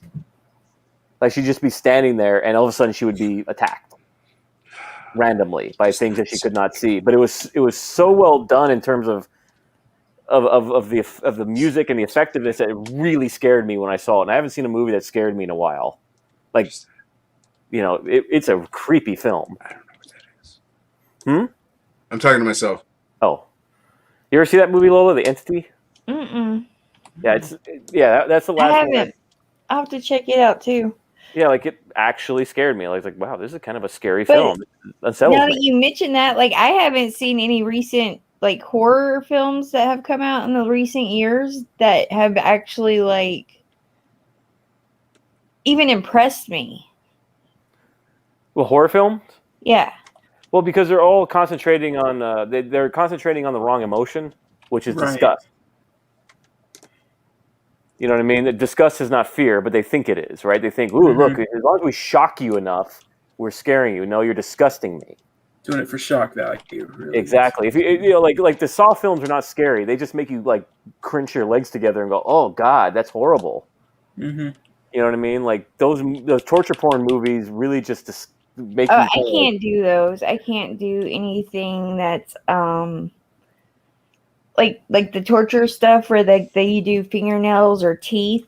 Yeah, like a Hostel. Yeah. Like I have a Mhm. really hard time watching the teeth and the nail scenes. I don't even like that scene in Reservoir Dogs where he's torturing the cop. I think that's awful. I don't watch it. I fast forward it. I mean, Yeah. What's I thinking of? The Hills Have Eyes equals disgusting. Which one? The new one or the Wes Craven one? The Alexander Aja one? The new one? Whoever you are, Grimmer. I mean, The Hills Have Eyes was more like a like hillbilly-esque weird inbreeding. Are we talking about? I'm- Remember, there's a remake and there's a Wes Craven. There's the Alexander Aja and the Wes Craven. Right. I like Which the one are you Wes talking about, Craven. Lola? Wes Craven. Okay. So that one they're like hillbillies that are like a tribe. Yeah, The new one they're just like mutants essentially. pretty much. You know, they're like they're all like cancer-addled mutants. No, how do you feel about remakes of horror movies? I don't mind remakes. I mean, like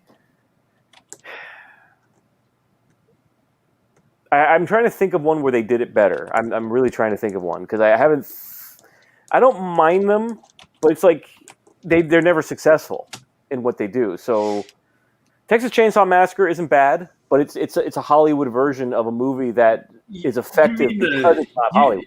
You mean the 2013 one, right? The one with Jessica Biel? Yeah. I'm thinking the 2013 one with Alexandria Daddario. Texas Chainsaw? Yeah. She was in that movie? Yeah, there's a 2013 Chainsaw reboot. Yeah, with Alexandria Daddario. Yeah. I've never heard of that one. What's it called?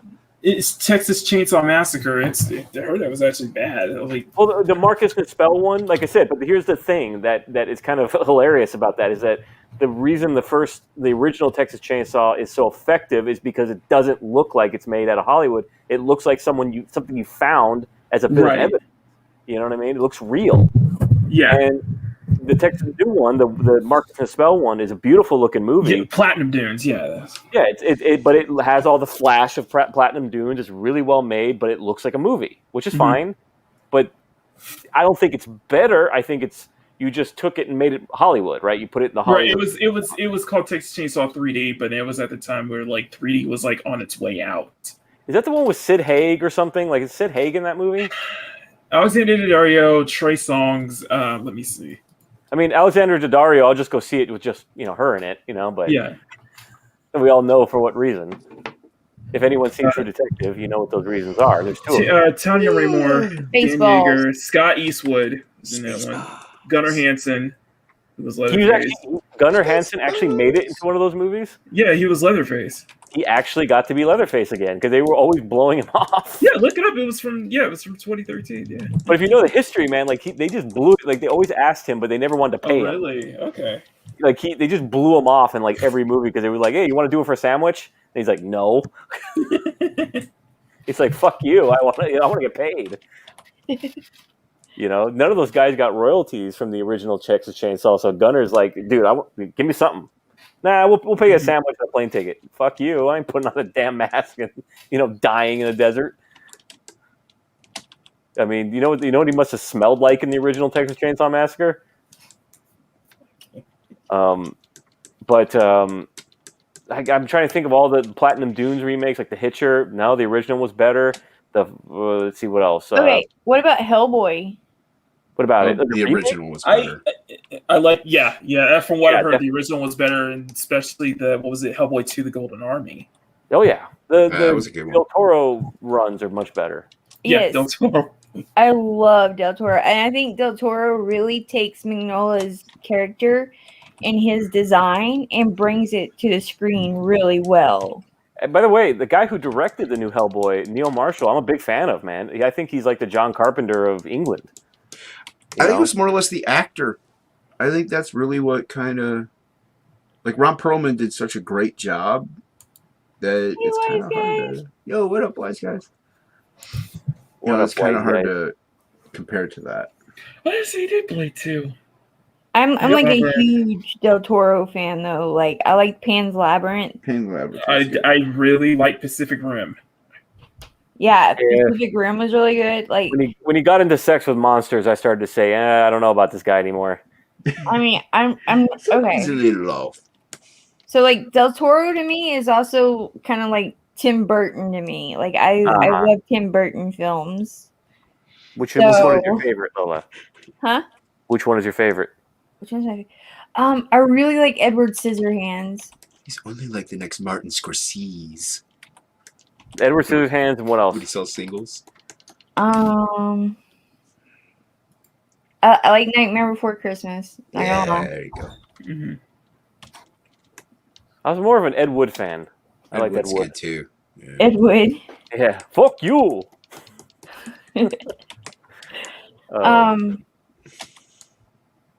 There's just something about the styles that they use that I really like. Like I said, I like in cinematography, I like the visual effects. And so that's really what I look for. And they each have their own special type that they do, you know, kind of like in art. They're highly designed styles movies. of art. Mm-hmm. They're highly designed movies, but they're also, it's funny you bring them two up because they're opposites, right? Like Del Toro is very bold with color. Yeah. While Tim Burton is got that monochromatic style. You know, his movies are they're color, but they're black and white. You get what I'm saying? Yeah. Right.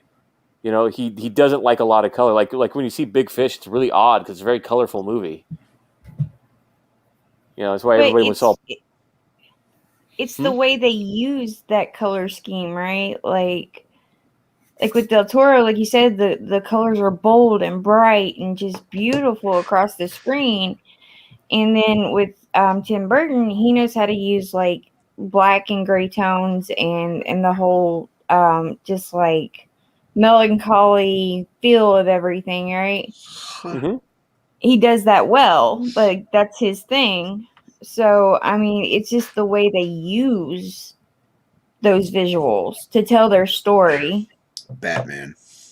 I mean, Batman's... Yeah, His Batman was awesome. Batman Returns is a very Tim Burton movie. Batman 1 is not. I know, but I like Batman. You know, Batman Returns is very much a Tim Burton movie, which is why people hated it. I liked it. I liked it because guess who's in it? Michelle Pfeiffer. Michelle Pfeiffer in a kitty suit. And man. Can't go wrong with that one, right? Oh, yeah. She looks good as ever, though. Wait, we got a Z comic.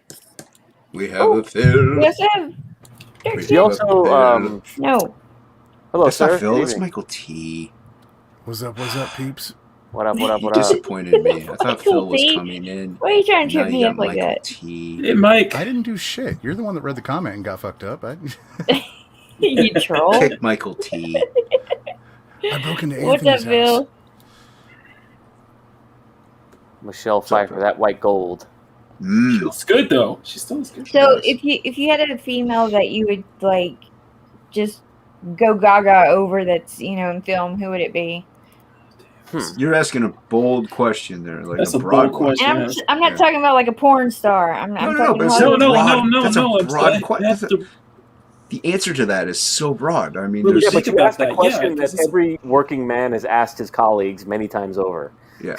And you're going to get 4,000 answers from one guy. The only one that comes to mind right now for me, because McKinney actually brought it up, was Alexandra Daddario. I'll go with that one because it's the most recent one. Oh, you gotta make me think now. Yep, she's on the Zoe list. Deschanel. Zoe Deschanel. Yeah, she's cute, man. She's not sexy hot. She's just cute, and I like it. I'll give what's her name? Oh God, Fairuza Balk in The Craft. I'll give her that one. There you go. Yeah. You know, I think we talked about this, Lola, where I told you I had my goth girl thing, and I was always chasing them in high school. Yeah, So we did have a conversation on that one night. I mean, if you throw the goth girl look on anyone, it can do a lot for them. Jessica Alba, Sin City. I Nice. was on that before Angelina with Jolie Dark and Angel. Hackers. Angelina Yeah, and Jolie. Hackers, I yeah. would go a little after Hackers myself. No, Like- in Hackers. a She's little too good in boyish. Hackers. Like, I liked her in Gia. I thought she was really good in Gia. See, she's too young for me, too babyish looking for me in Gia. Angelina What's Jolie the one and where she was Mr. in and an Mrs. asylum Smith. with Winona Ryder? That's Girl Interrupted. There you go. So you want Angelina Jolie and Girl Interrupted? He likes crazy And bitches. Winona Ryder. Heroin chic. He likes the crazy Yeah, there bitches. was like a whole genre of heroin chic type. I think we talked about this, Lola, all of us once. So we kind of like crazy. Yeah. Yeah. I mean, if we're Crazy dreaming, Chicks we're do dreaming this, like right? multiple at the same time at this point. We're just going bigger. Yeah, go home. exactly. What's her face in Fight Club, but only as Marla Singer? There you Oh, go. There you go. Are Hello, you Bonham Carter. crazy? Just Marla Singer. Yeah. There you go. where all the dudes are running from the woman in that movie. I don't know. She was Because they're all equally gay. crazy in the Harry Potter movies too. So Yeah, I didn't watch those. Those are for nerds. F Harry Potter. What about Harry Potter? Those Satan movies. Satan movies. What about Harry Potter? They're satanic films. the satanic panic of magic. He said Pretty he loves much. Harry Potter, is what he said. That's what he said. Well, like, we homeschool our kid, right? And so, like, we do different, like, homeschool groups in the community because we have, Very like, good. a huge homeschool Bravo, community here. Lola.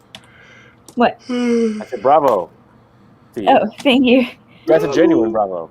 But one of the things, like, they were going to do was Harry Potter one, like, part of the semester. We don't worship the devil in these parts. And yeah, like a lot of the moms were like, okay, well, our kid's not going to be participating in that because That's what that's D&D was back in the satanic, and we don't 90s. believe in that. And I'm over here like, what?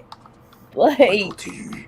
are you kidding No, me? Like, are that's we what- still in like 1980s satanic panic here? Like, Hell yeah, I Yeah, am. with D&D, yeah. I think That's exactly everything's what evil. D&D went through. oh We used yeah, like I it blows my mind though, because I'm like, why I'm would gonna you go deny through the your magic kid cards. to- And find a What? demonic tutor and tear them apart. Magic cards, yep. I know someone who's had their D&D books burned, so Oh, it's a shame. What It edition? was me, you know. It was it me. was probably like second or first, Oh, that's a shame. Those are valuable. right? We got a lot of our it, second it edition. still blows my mind that people still think that way. You know what I mean? I do. Yeah. I'm sure you do, Will. Considering I think like everything's a spell, of course I do. They're clearly gateways to the devil. I don't know how. Yeah, we haven't figured it out yet.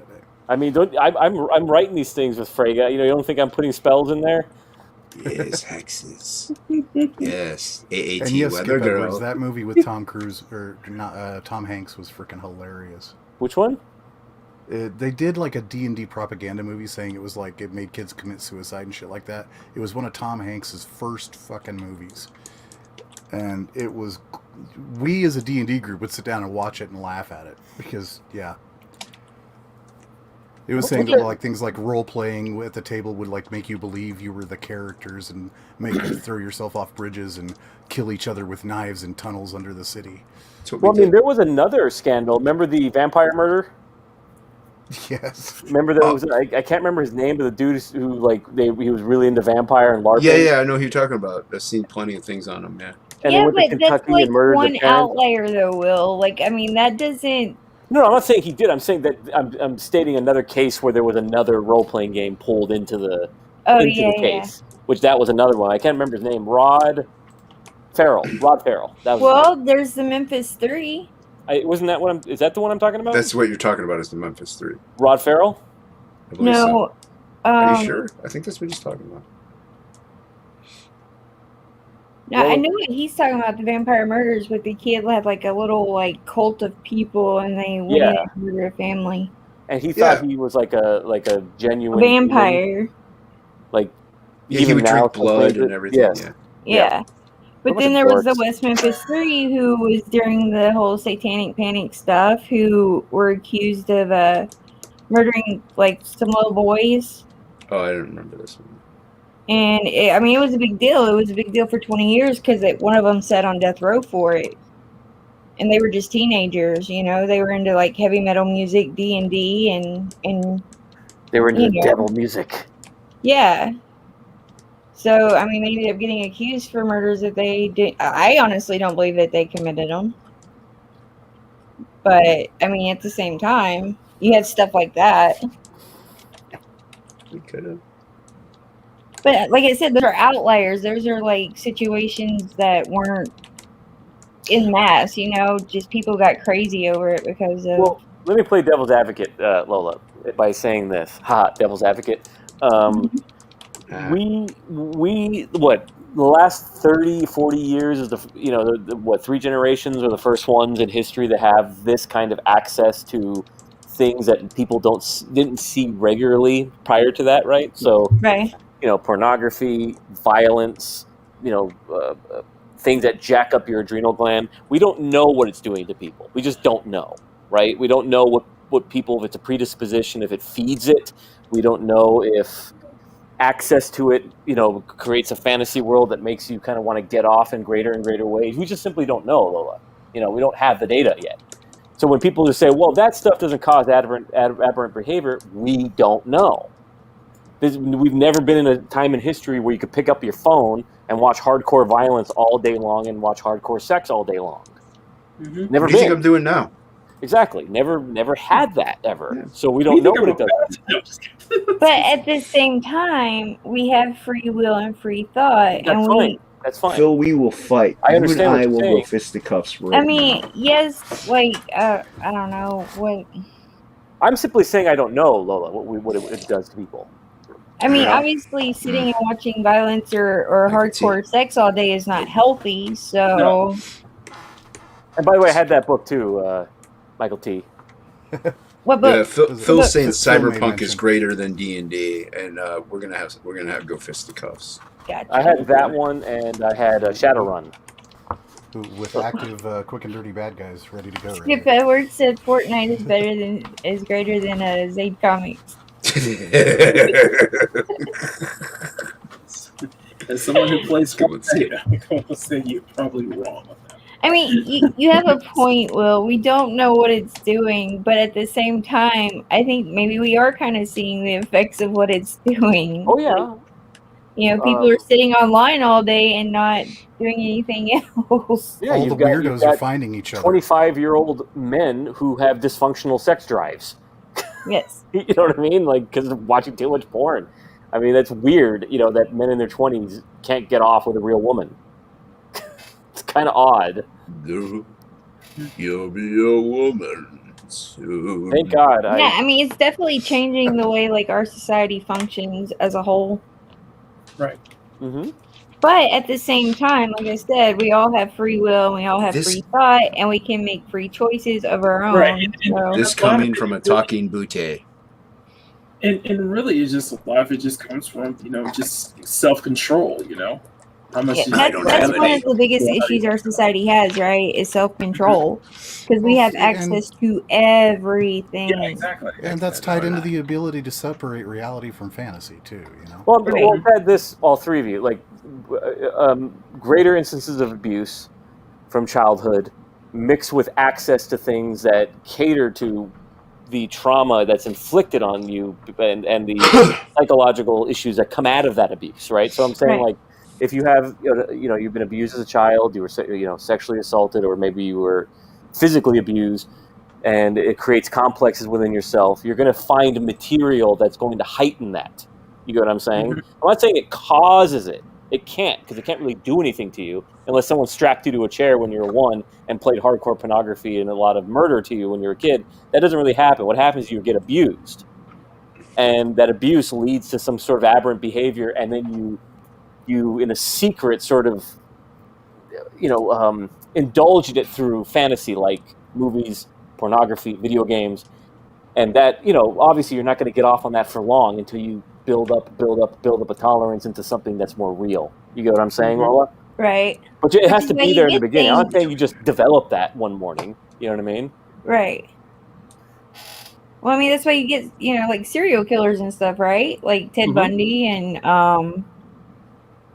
Yeah, some of he the others. was Like, fucked up prior to him picking up that Tales from the Crypt book that he claimed turned him on, right? I But mean, that's what he blamed for it, though, was right. the But it was hardcore feeding a porn. fantasy, though, to him. That's why he liked pornography. Well, again, because you're it was- talking about outliers, though. Yeah. Yeah, but here's the I mean, thing. like, So, this but stuff affects some people in a more severe and extreme way than it does the majority. well, right, but Lola, as society breaks down, as family breaks down, as mother and father break down, and more instances of abuse are present to children, now the outliers are proliferating. You get what I'm saying? The family isn't as strong as it used to be. Now kids are they're dealing with things like the coming and going of partners for different parents, and that the problems that come into homes, when people don't have any connection to children. You know what I mean? So now there's more multiplication of those outliers, as Michael T just said. You know what I mean? Right. So we're not in the era of children being kind of off limits for the most part. Now children are kind of being targeted as almost like popular culture. Right. Oh, And, yeah, you know, they're definitely targeted. I wanted to say it was like, kind of, look at us in a way. Like for me, I'm exposed to, the kind of near pornographic stuff all the time, but because I grew up learning about self-control, learning about responsibility and stuff, I still ended up pretty all right. As in, You were protected, yes, yeah, an upstanding by citizen. your parents. Yeah. Yeah. So yeah, the same thing with me, man. Look at me. I grew up watching all this shit, and I'm fine. Mhm. Yeah, I'm Because- fine. Yeah, I ended up being a contributor to society. I still, Because I had a mom and dad, right? I Yeah. was never abused. I mean, one thing I say about my dad is neglectful as he could be, and as absent as he was, he never fucked me in the ass. That's That the makes best me thing. that makes me happy, Will. Yes. So, Yeah, that makes me happy too. I'll be right back. On the same So side I'll of say it, though, that I don't nice know thing that about I my would. father. That I don't know was that the I'd point attribute that it Jason was solely to like, having nope, parents. I'm out on this one. So I don't even know that I'd yeah, attribute it it's solely like to it's having like parents. it's like Because I've always believed that it's like somebody like me who looks at risque stuff all the time, who draws risque stuff all the time, and yet I still fairly decent citizen. I'm decent to people. I'm still very gentleman there, like regardless. And Michael T, You know you what I kind of mean? whispered something a minute ago. What was it? I don't know that I would necessarily attribute that to like quote unquote strong family values either. There's a common sense factor that goes into it too. Yeah, common sense. I Yeah, common had sense. parents, but they were long haul truck drivers. They were home 2 days a month. I was raised by an older brother who was a metalhead and shit. So I was the oldest in my house, and my mom worked 3 jobs. So when my mom wasn't working, she was chasing a man somewhere. So and now you're I fucking was ass on the YouTube. adult in my house, and I was the one that had to protect my brothers from seeing things that they probably shouldn't. So, But again, we're talking about abuse at a young age, Lola. We're not necessarily talking about being neglected. That is a form of abuse, yes. Absenteeism, I'd say, is also a form of abuse. But we're also talking about, positive abuse, like someone doing something to you. You know what I mean? Well, like active abuse as opposed to inactive abuse. right. There could be a passive abuse where it's just neglect, right? Where you're not paying attention to your kids, and Right. they develop a complex of not being loved or not being wanted, and they don't value themselves as a result, and they don't have any respect for themselves. But then, like I said, there's, like you said, active or positive abuse, where they're doing something, they're hurting you, or they're molesting you, or whatever it is. And I don't know if that ever happened to anyone on the panel. I don't want to know, but what were you saying, McKinney? I was gonna say, if anything, if there's one trait that there was probably one negative trait I've developed over the years as a result of just the internet and stuff, is just probably just a lot. It's just empathy, jealousy, a lot of times. What do you mean? Like you said, empathy and jealousy? Yeah. But what we were talking about Lack there, of Will, empathy like, or empathy? Sorry, Lola. Lack of empathy or empathy? Empathy. Empathy we'll and get back- jealousy. Okay, that's interesting. What were you saying, Yeah, Lola? Sorry. Sorry. You were No. saying something, Lola. I cut you off. I'm sorry. I hear me? forgot, Will. You said, I Will, forgot. blah, blah, blah, blah. You're about to say something to me. Sorry, I cut you off, Lola. No, you're fine. You're fine. Did it have something to I'll do with the remember in a abuse I was minute, talking I'm about? Empathy versus jealousy. No, Isn't that what you were saying, Makini? Just now? yeah. Yeah. Where did Jason go? Like, he completely ran off after, like, at some point. He's like, I'm done with I this. think, Lola, it sounded like you had something to say about what I was saying about abuse. Right, like That's what it positive sounded abuse like. and stuff like that. Oh, I was going to say that, like, you know, escapism, entertainment, right? Like, music, movies, comics. Those things can help people through those things as well, though. Exactly. Oh, yeah. I'd say that's exactly the factors that like pretty much formed who I am at this point. Like my brother had a shitload of comics and I read them and I got the sense of right and wrong, good, evil, you know, that sort of thing from watching heroes do what they do in these, you know, old school like Daredevil, even Moon Knight, who I knew was batshit crazy at the time, but I got why he did what he did, you know. Iron Man. These aren't even the best like heroes to have as like look up to icons when you're comparing them to other ones like Cap and Soups, but still, like they had a moral ground, and you know that's pretty much exactly where I learned them from. Which is fine because those are morality tales, but you know that's not what I'm talking about. Though I'm talking about straight up pornography. You know, whether it be sex or it be murder or it be violence. You know what I'm talking about? I had like access to Penthouse at 6 years old, so I mean, well, I mean, like I said, I don't want to delve too deeply into your background. It's not the forum to do that. Well, I mean, you can't make broad. The point is like nobody can make broad generalities about a situation. Exactly. Like there are certain bell curves that you can follow, certainly, but like generalities don't apply to the mass by any means. Well, Max? I don't Max. know. We don't know. It's a good comic. Because again, we've never had the delivery system like we have now for this kind of material. So we have no idea. I get what you're saying, Will, but like I'm also on the other end of it. Wait, I want to answer Michael T. I'm sorry. When you say you saw like a magazine at 6, a magazine is hard to get at 6 when we were kids. Very difficult. You know what I mean? Not like 2 people in your house have a subscription. Yeah, but not getting it on your phone and it's a static picture. You know what I mean? Something that's so easy to get now. You cannot compare a magazine to 4K pornography on a phone. Well, now we know what Will's watching. You know, they have virtual reality ones too. Exactly. Like that is that's a whole different sensory experience. But yeah, you have to keep Jason. in mind. It's just like that's something you have to keep in mind. It's just like back then. It's just it really, as you said it best. Well, it was just like a lot of that stuff wasn't that accessible. The internet wasn't that accessible back then. But nowadays, it's just like a lot of the stuff that we talk about. You can get that in a millisecond. And you don't have to get it in 8-bit. I'm watching it right now. Or just scrambled, like in your old cable boxes. I mean, this goes right back to the French Revolution. Goes right back to the Marquis de Sade. If you want to win this revolution, you want to keep those counter-revolutionaries from succeeding, the royalists from taking this back, you got to unleash passions, which means put naked women in theaters. Passion for Drawing's here?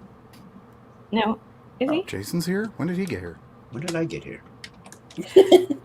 When did he get here?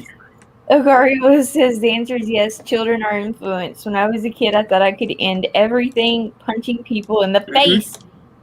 Yeah. Somebody grew up on somebody, somebody who grew up loving like stuff like Power Rangers and stuff like that. Yeah. Rocky and freaking junk Punisher movies. Well, that's why you need a parental, like a father figure to guide you and show you the right way to use that, actually use that aggression or anger, or even channel it in a healthy way. Mm-hmm. Yeah. So And it's like, you know, how's American father figures doing these days? Oh, top notch, sir. Top notch. that's I'm it. doing It's well. it. You know, that's what always been one of my biggest gripes and stuff, especially within like media, especially within like media. So it's just the absolute just disdain that Hollywood and just media in general has towards having a good father figure. You know what I mean? Well, that's that testosterone that they find toxic in Hollywood. Yeah, but that toxic actually is a good thing, though. Yeah. But ironically, It's not one of the toxic biggest at all. hits right now is Invincible with like the worst father figure in the world. Exactly. And everybody's going nuts on that. What does that tell you? You know what I mean? What does that tell you? People have a deformed view of not only masculinity but of fathers. Or you could go back Rainbow the Brute and see what a good father figure will do. Yeah. I think they've So, got a like- really distorted view of just like male-female relationships, period. Like, it's like they don't know how they function or how they work or why they work. But like, they got to know why it works that way, right? Yeah, it's just like And it's just because- like you can't go like you can't go through life thinking that this whole thing is like. And I'll give one example is that this whole notion that's going on right now is that two guys can't just be friends. They always Without have to being be gay. Yeah, Yeah. what the fuck is that? Yeah. That comes from women not understanding how male relationships work. Don't you And- judge and- Will and and the Maya's same thing goes- relationship.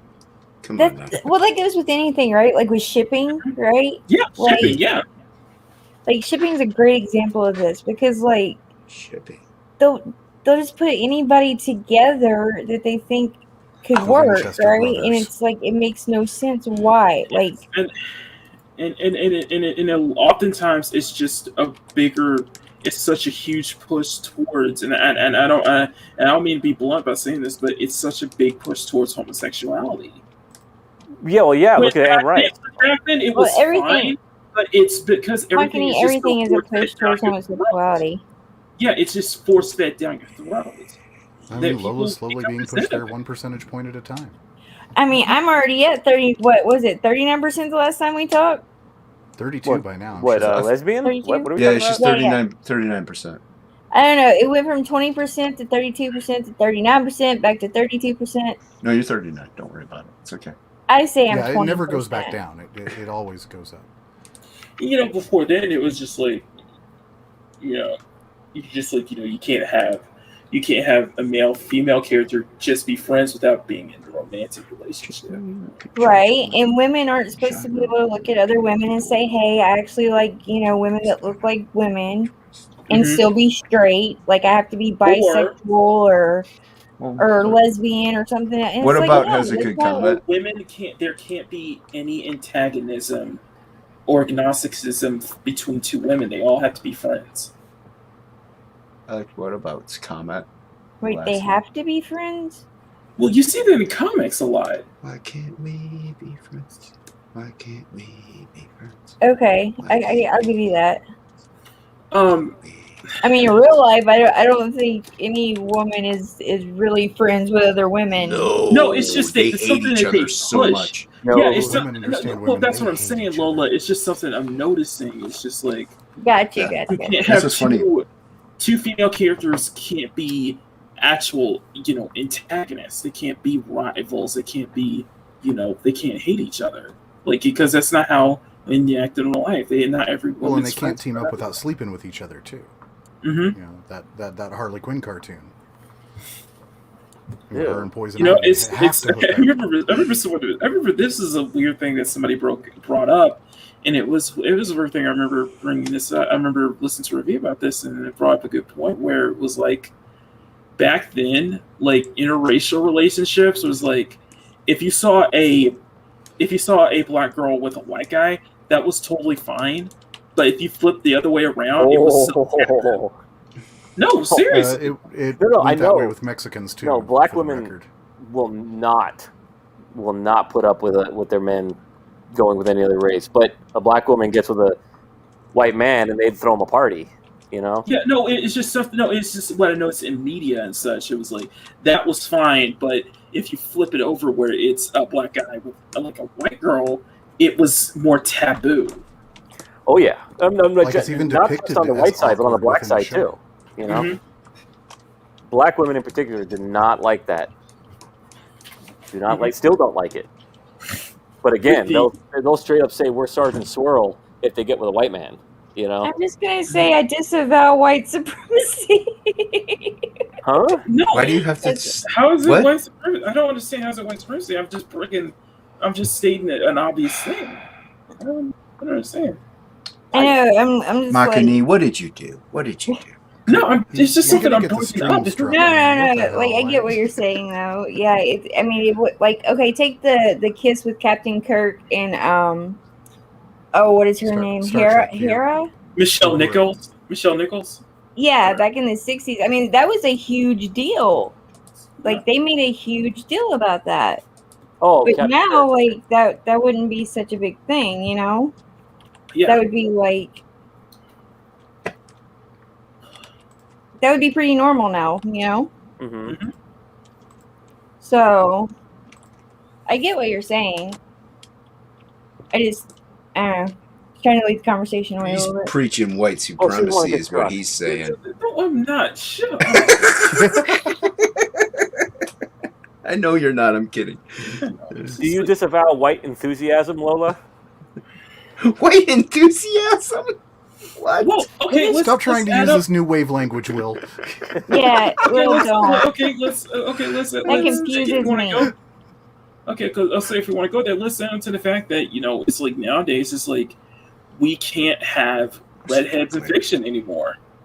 Ugh. What is up God, with yeah, that? every Like, redhead why is are we beautiful. taking away redheads? Because they all became terrorists. I am not a terrorist, Funny Will. thing is, Oh, like, you're a redhead? You're a Wait, ginger? what? Timothy McVeigh started this shit? What? You're a ginger, He was a Lola? redhead. The thing He was is a guy Yeah, that right. like blew up Oklahoma. even within white people races, like gingers are very, very rare. But how do you change 2% of the someone population. from a ginger to like an African American character? Like that makes no It doesn't sense. make any sense. Yeah. So do Like you the that have a thing makes is soul, no that Lola? sense at all. Alright, let's go. You It's can't. crushing The thing minorities. is that what if it you is. are if you are following like media, you are following shows and stuff, you have to notice that it's a serious pattern, and it keeps happening. There's a You know what couple I mean? videos I've seen dedicated to it. It's something like 50 notable characters at this point Mm-hmm. that were like redhead in the original media they were presented in that are now played by African American or black characters or black actors. It's Wait, it's did an Will just turn astounding into a woman? number. That's the AAT weather girl. Oh, Like, it's just like it's just a lot of things. It's just what we see though. So I mean, there's just a lot of stuff that they're doing now that's just become ridiculous at this point. It's like it has nothing to it's do with just the such entertainment. and a lot of it is just taking down the idea of the nuclear family. Yes. Pretty much, yeah. It's like they're afraid of traditional nuclear families. Mm-hmm. I think this comes full circle what we talked about earlier. Yeah. Everything's targeted at the father, and entertainment in general is targeted at removing the father as being stupid and bungling and not knowing what he's doing, and making the woman neurotic. Pretty much. I mean, all media is So, The designed to like Simpsons? make women scared. And it's just like and it's just like a lot of media is just giving you're giving black people hand-me-downs. You have to coddle black people all the time, where it's just like we're actually smarter than that. We don't want a lot of black people probably really don't want to be represented like that. A lot of black people don't want like hand-me-downs.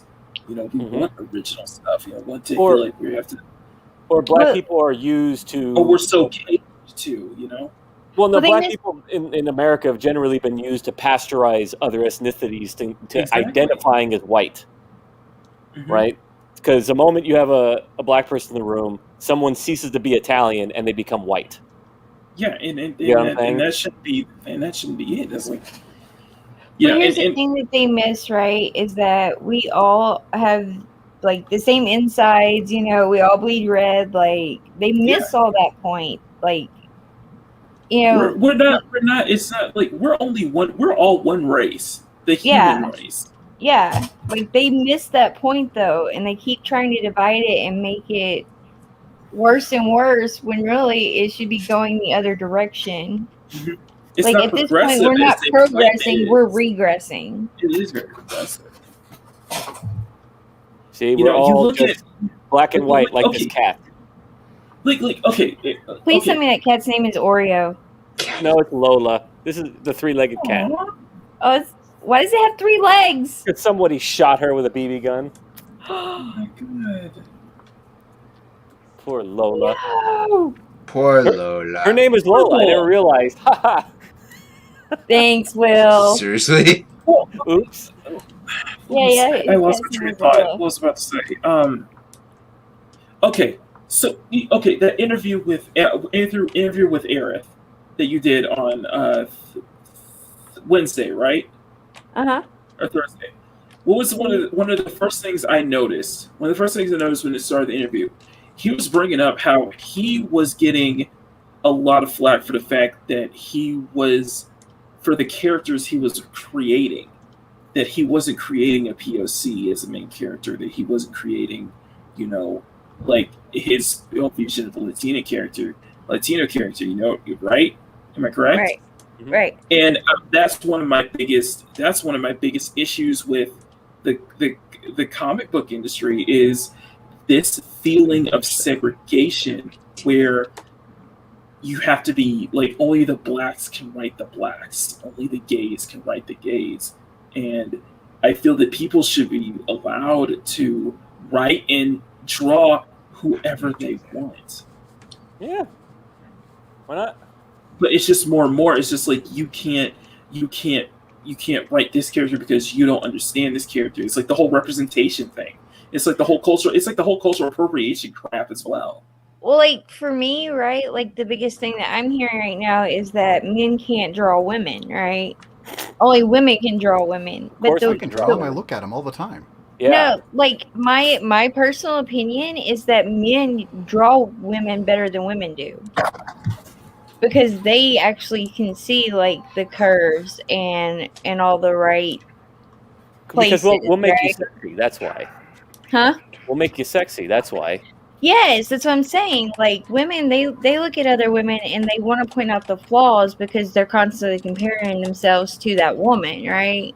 Mm-hmm. And so when they draw women, that's what they draw is the flaws that they see. They don't draw beautiful women.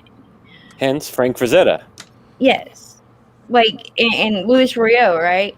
Like, when men draw women, they see the beauty in a female because that's what they're supposed to be attracted to. That's what they, the way it's designed to be.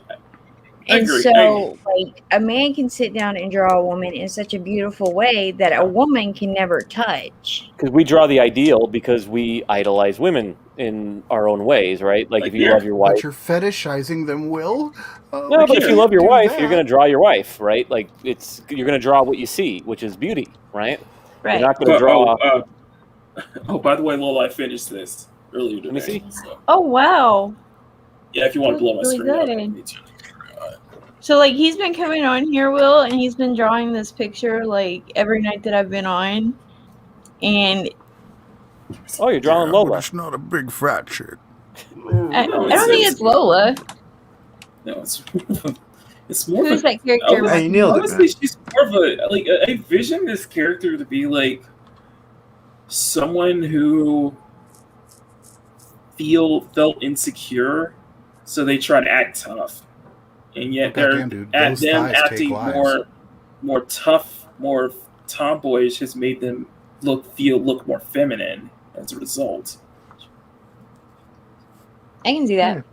Turned out good, man. I really like it. It's why the thunder thighs. So you're doing the Chun-Li thighs. Yeah, she's a fighter. She's like a fighter class. You know what I mean? But you have such a good use of the space behind her and like all that detail. Mm-hmm. Like, she's beautiful, but then I see the detail in behind her, and like it makes her pop. Yeah, and that was and this is just kind of like a simple redraw. It's just like we do, and I agree. And the thing is, I agree with you, Lola. I agree with you in a general sense. And I'm kind of mixed on that in a general sense because I follow a lot of women who draw women just as amazingly as men does. It's like a conceptual men does, because like some of my favorite artists are Dan Fuga and Sakimi-chan, who do gorgeous women as women all the time. So I get what you understand. Generally, I probably don't agree with it just because I think that's both. I'm gonna say, for me personally, I've not found many female artists who draw females well. In my personal opinion, my personal experience. What's Can I Sakimi-chan. what's her name? End I of got list. one. I got one. She's a painter. I can't remember her name. She does. She works for Sideshow a lot. She does like Michelle Pfeiffer and. Mm-hmm. You know what I'm talking about? I'm not sitting here saying that women can't draw beautiful women. I'm No, just saying, I'm just trying to find one. like, I think men manage to draw women in a prettier way because of the fact that they can see things as they are. You know what I mean? Because we idolize you guys. Comparing. There's a digital artist named Sakimi-chan, and she does absolutely phenomenal work. So good that Twitter keeps trying to cancel her. Mm-hmm. Did someone say absolute, friend?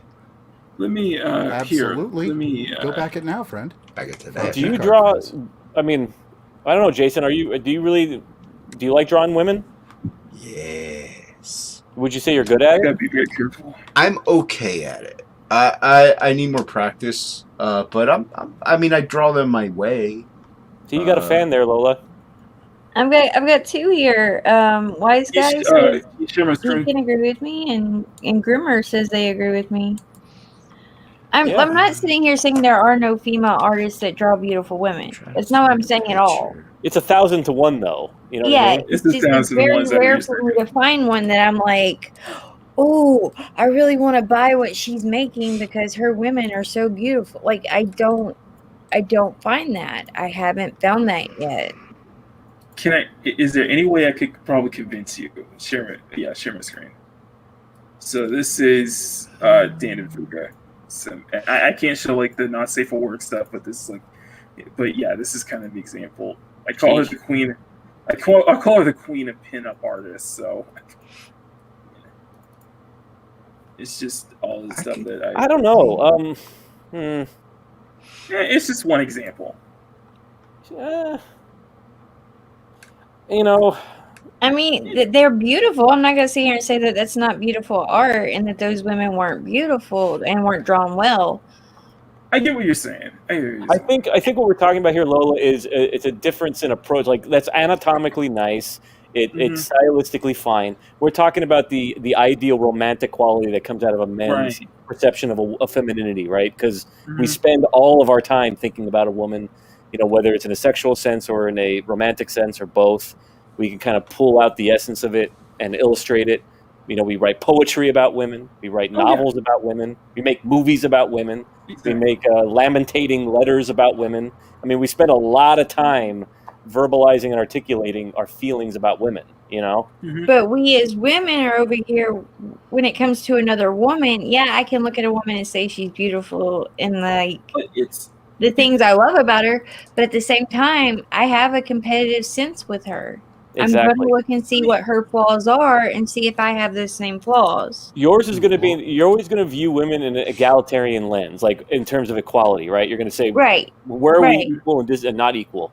Men are always going to look at it in a magnetic sense. And we as women also look at each other, like I said, as competition. And so we're constantly just competing with our looks and with like our personalities, everything. It's a competition to us. Yeah, Skip Edwards. It was Julie Bell that worked with Morris. One thing I want to bring up, and this is kind of goes back into why am I here, why am I fight for, and stuff like that. It's just that when you see the attacks on femininity, you see the attacks on just like art, like what I'm doing, what we're all doing.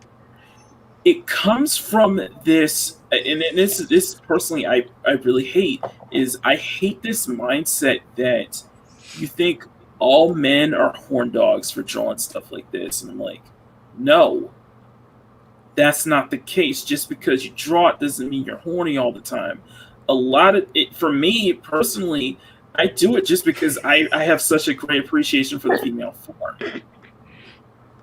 I don't have to be horny to do this. I don't need to be horny to do this. I just love doing this, and that's the problem. And that's the problem. Well, it's like saying that were the fertility, the makers of fertility goddesses just horn dogs, or were they emphasizing something about women? You know what I'm saying? Mm-hmm. It's just this mindset that I think that people have when they attack the stuff like this. You know what I mean? I think it's because we don't understand it. Like the whole gay shit that I really hate. The what? Male gaze. Male gaze. Yeah, like, okay, so the male gaze is something that is supposed to occur, right? Like, it has to occur in order for, like, for lack of a better way of putting it, mating can occur. Yes. So, like, you have to have the male gaze, as they call it. Like, if you didn't, then nobody would procreate and we would cease to exist. Yeah. Okay, that's true. But you could, that's true. Okay. But people come at this like doing something that's meant for men, that's catered towards men, is a bad thing.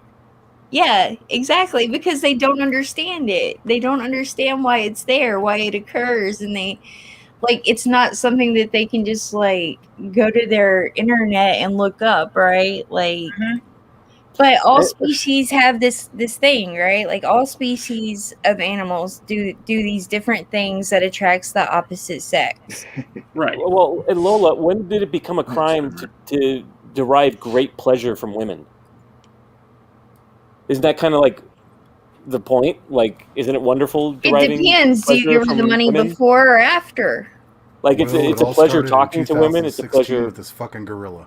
Yeah, it's a pleasure looking at women. It's a pleasure having sex with women. I mean, there's a lot of pleasure to be derived that's a mutual thing with women. It's not just simply taking. You know what I mean? Right. I think you do enjoy being desired, right, Lola? Like, it's a nice feeling, yes? Yeah, I think all women want that. Like, Right. at some point in every woman's life, they want to feel desired and loved and more. You know, they want to feel sexy. They want to feel, you know, most women want that. There are women out there that are not for that, and that's okay. Right, because you get it all at once. You know, you want, like I said, you want to be desired, you want to feel sexy, and you want to kind of be pursued, right? Well, yeah, I mean, that's why we do stuff like get our nails done, wear makeup, do our hair, you know, wear low-cut blouses. It's all about attracting the opposite sex when it comes to, like... Almost everything anybody does is about that, honestly. Yes. This is why sex sells, right? Hence, the male gaze, if you have the confidence, is to look at someone and say, I have the confidence to approach you. Yes. You know? Like, I can lock eyes with you, why can't I talk to you? And really, it's just people like looking at stuff that's visually appealing. Yes. It's period. Yes. It's just like...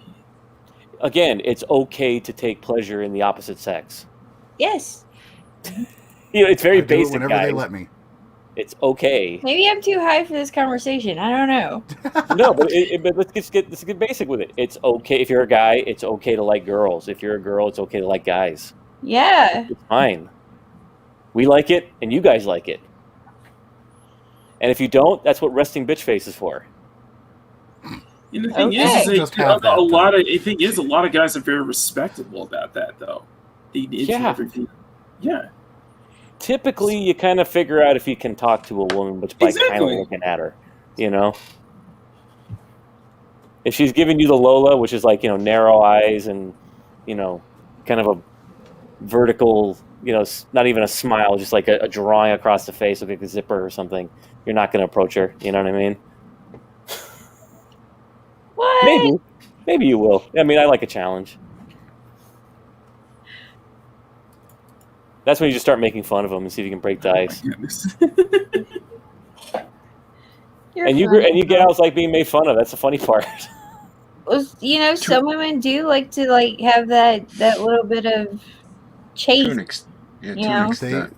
I've seen a lot of women who really like the fact when a guy's aloof around them, doesn't give a fuck. And for some reason, that attracts Usually women. the hot ones. Yeah. Like if you ignore them, they want you more. Yep.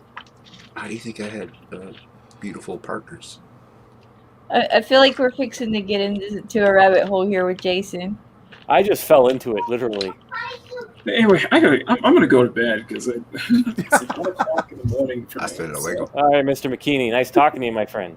It's nice talking with you guys, and Later, McKinney. Hopefully, I didn't I'm sorry, overstep did we any. go somewhere we shouldn't have Makini? It was good rapping with you on McKinney. movies, my friend. Yeah, You know what? The best thing was that a lot of the movies is like I really haven't seen or known of, but it was really kind of great listening to somebody who is a film buff and just kind of still be able to kind of understand like different scenes and such like that, and like recognize different stuff. You know what I mean? Well, thank you, sir. Appreciate it. It's a nice compliment. And honestly, I hope I didn't really like overstep any like boundaries or stuff like that. What I'm saying is just Who gives a shit? No, I don't care. you did awesome, Makini. You're good. You overstepped Right. every boundary there was. I don't see any It's just- goddamn eggshells on the floor. No, it's McKinney, just- I'm the ultimate bad man.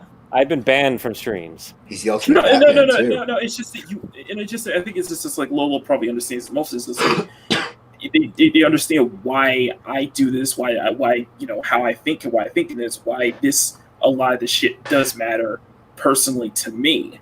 So I'm passionate about it. So it shows. As you should be. That's why you're indie. All right, guys. Anyway, I'm gonna get going. You guys have a great rest of your night. Good night, sir. Good night, man. Much love, Thanks, everyone. Makini, for coming out and hanging Have out. a good Take night. care, Makini. I guess I'll see y'all. Tomorrow night. Yeah, we'll be here. Awesome, guys. Lola after dark. Yep. Why can't it just be, I said this before, why can't it be Lola after 8? Lola after 9. Because Lola's up at midnight, and usually, everyone's asleep by then. 8 or 9 is dark. I don't know. Yeah, 9 o'clock sunset now. I'm trying to go to sleep and I can't, and so Because I don't have old man syndrome, Will. I do, but usually tonight for some reason I can't get to bed, and I'm trying to fall asleep and I can't. Not enough aspirin. I took one already. No, it's not enough, man. Not enough weed. Gotta bump that up. You Gotta know. pump them numbers.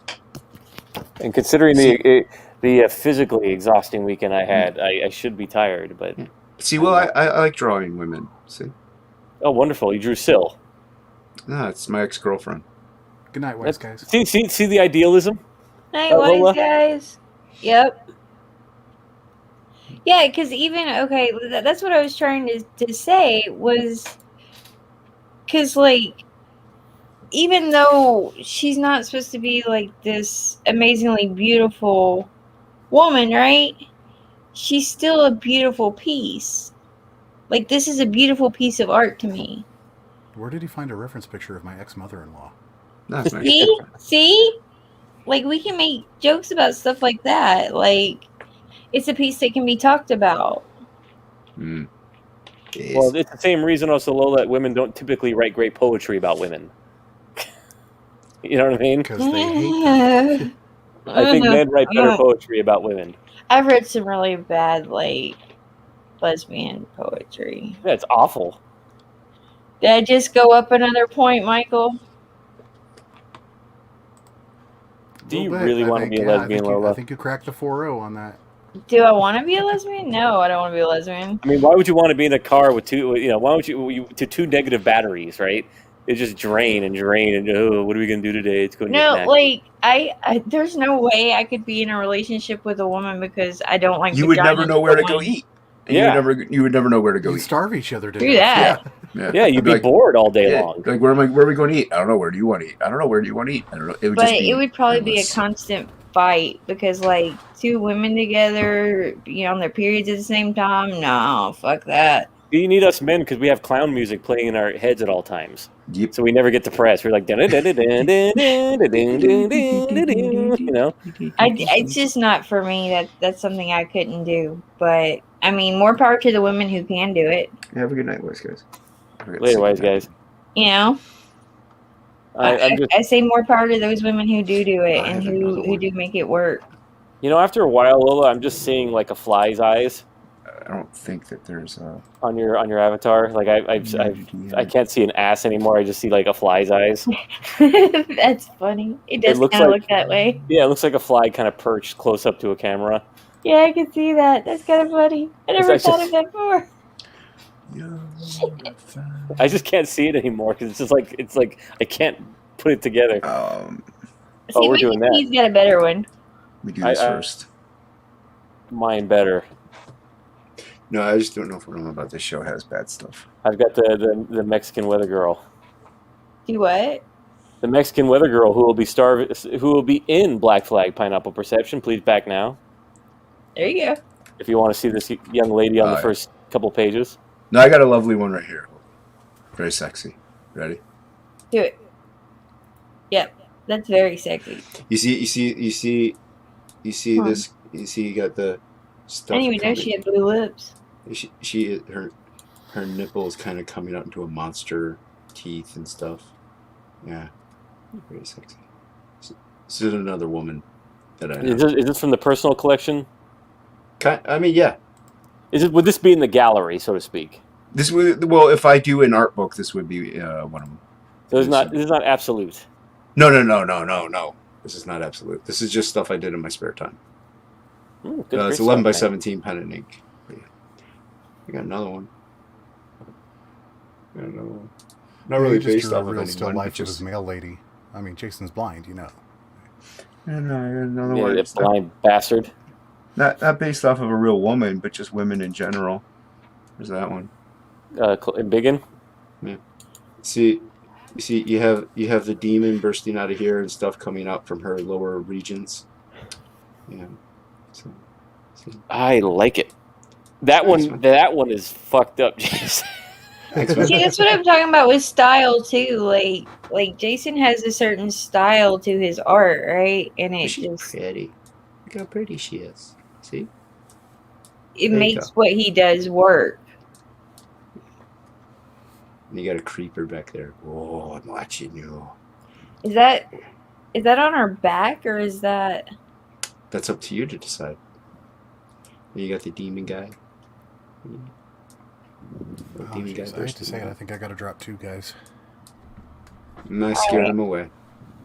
Oh no, I was hanging That's out in good. both of Valkyrie's chats earlier today, and then I was. No, on I'm going to Steel's take credit for channel. this. It's too late. He's like, It's been a long day. Now, See, this now is we're it. back to kind of like milk toast compared to that. That's what I'm saying. This is comic book stuff, man. There you go. Oh, you can take me in bacon. I don't need to be. I think we're gonna call it. We've been going for 2.5 hours, but like I think it was an interesting conversation, especially like all the movies you've watched. Will, oh my god, Yeah, Will's got a good knowledge of movies. I mean, I've seen most of them, but you definitely know more. I'm That's right. impressed. That And part of like the now I've got like a whole list I'd have of been down movies for I've got to go watch. Hmm. Thanks, guys. You're welcome. I mainly want to watch Steel Dawn. That's mainly what I want to watch. I am a depository of useless information. And useful. Jason. Me Iron too. Sky. Thank you, college Iron days. Sky. Iron Sky. Daryl. Daryl. Which is the better version of the computer wore tennis shoes. Uh-huh. And everyone say goodbye to Lola the cat, because you're all going to bed now. So Bye, Lola, Lola cat. I don't like it. goodbye, Lola the cat. With I one, like kitties. she's fighting me now. 'cause 3 she's a- legs. she's a female too. So Bye, chat. Thanks That's why she's everybody fighting. that showed up. Bye. bye, Have a everyone. good night. We Lola appreciate you Sandy. guys' support and back and just throw out the love, man. Throw out the love. Goodbye, Love everyone. Thank you, Yodam, and Love Bye. in the Lola.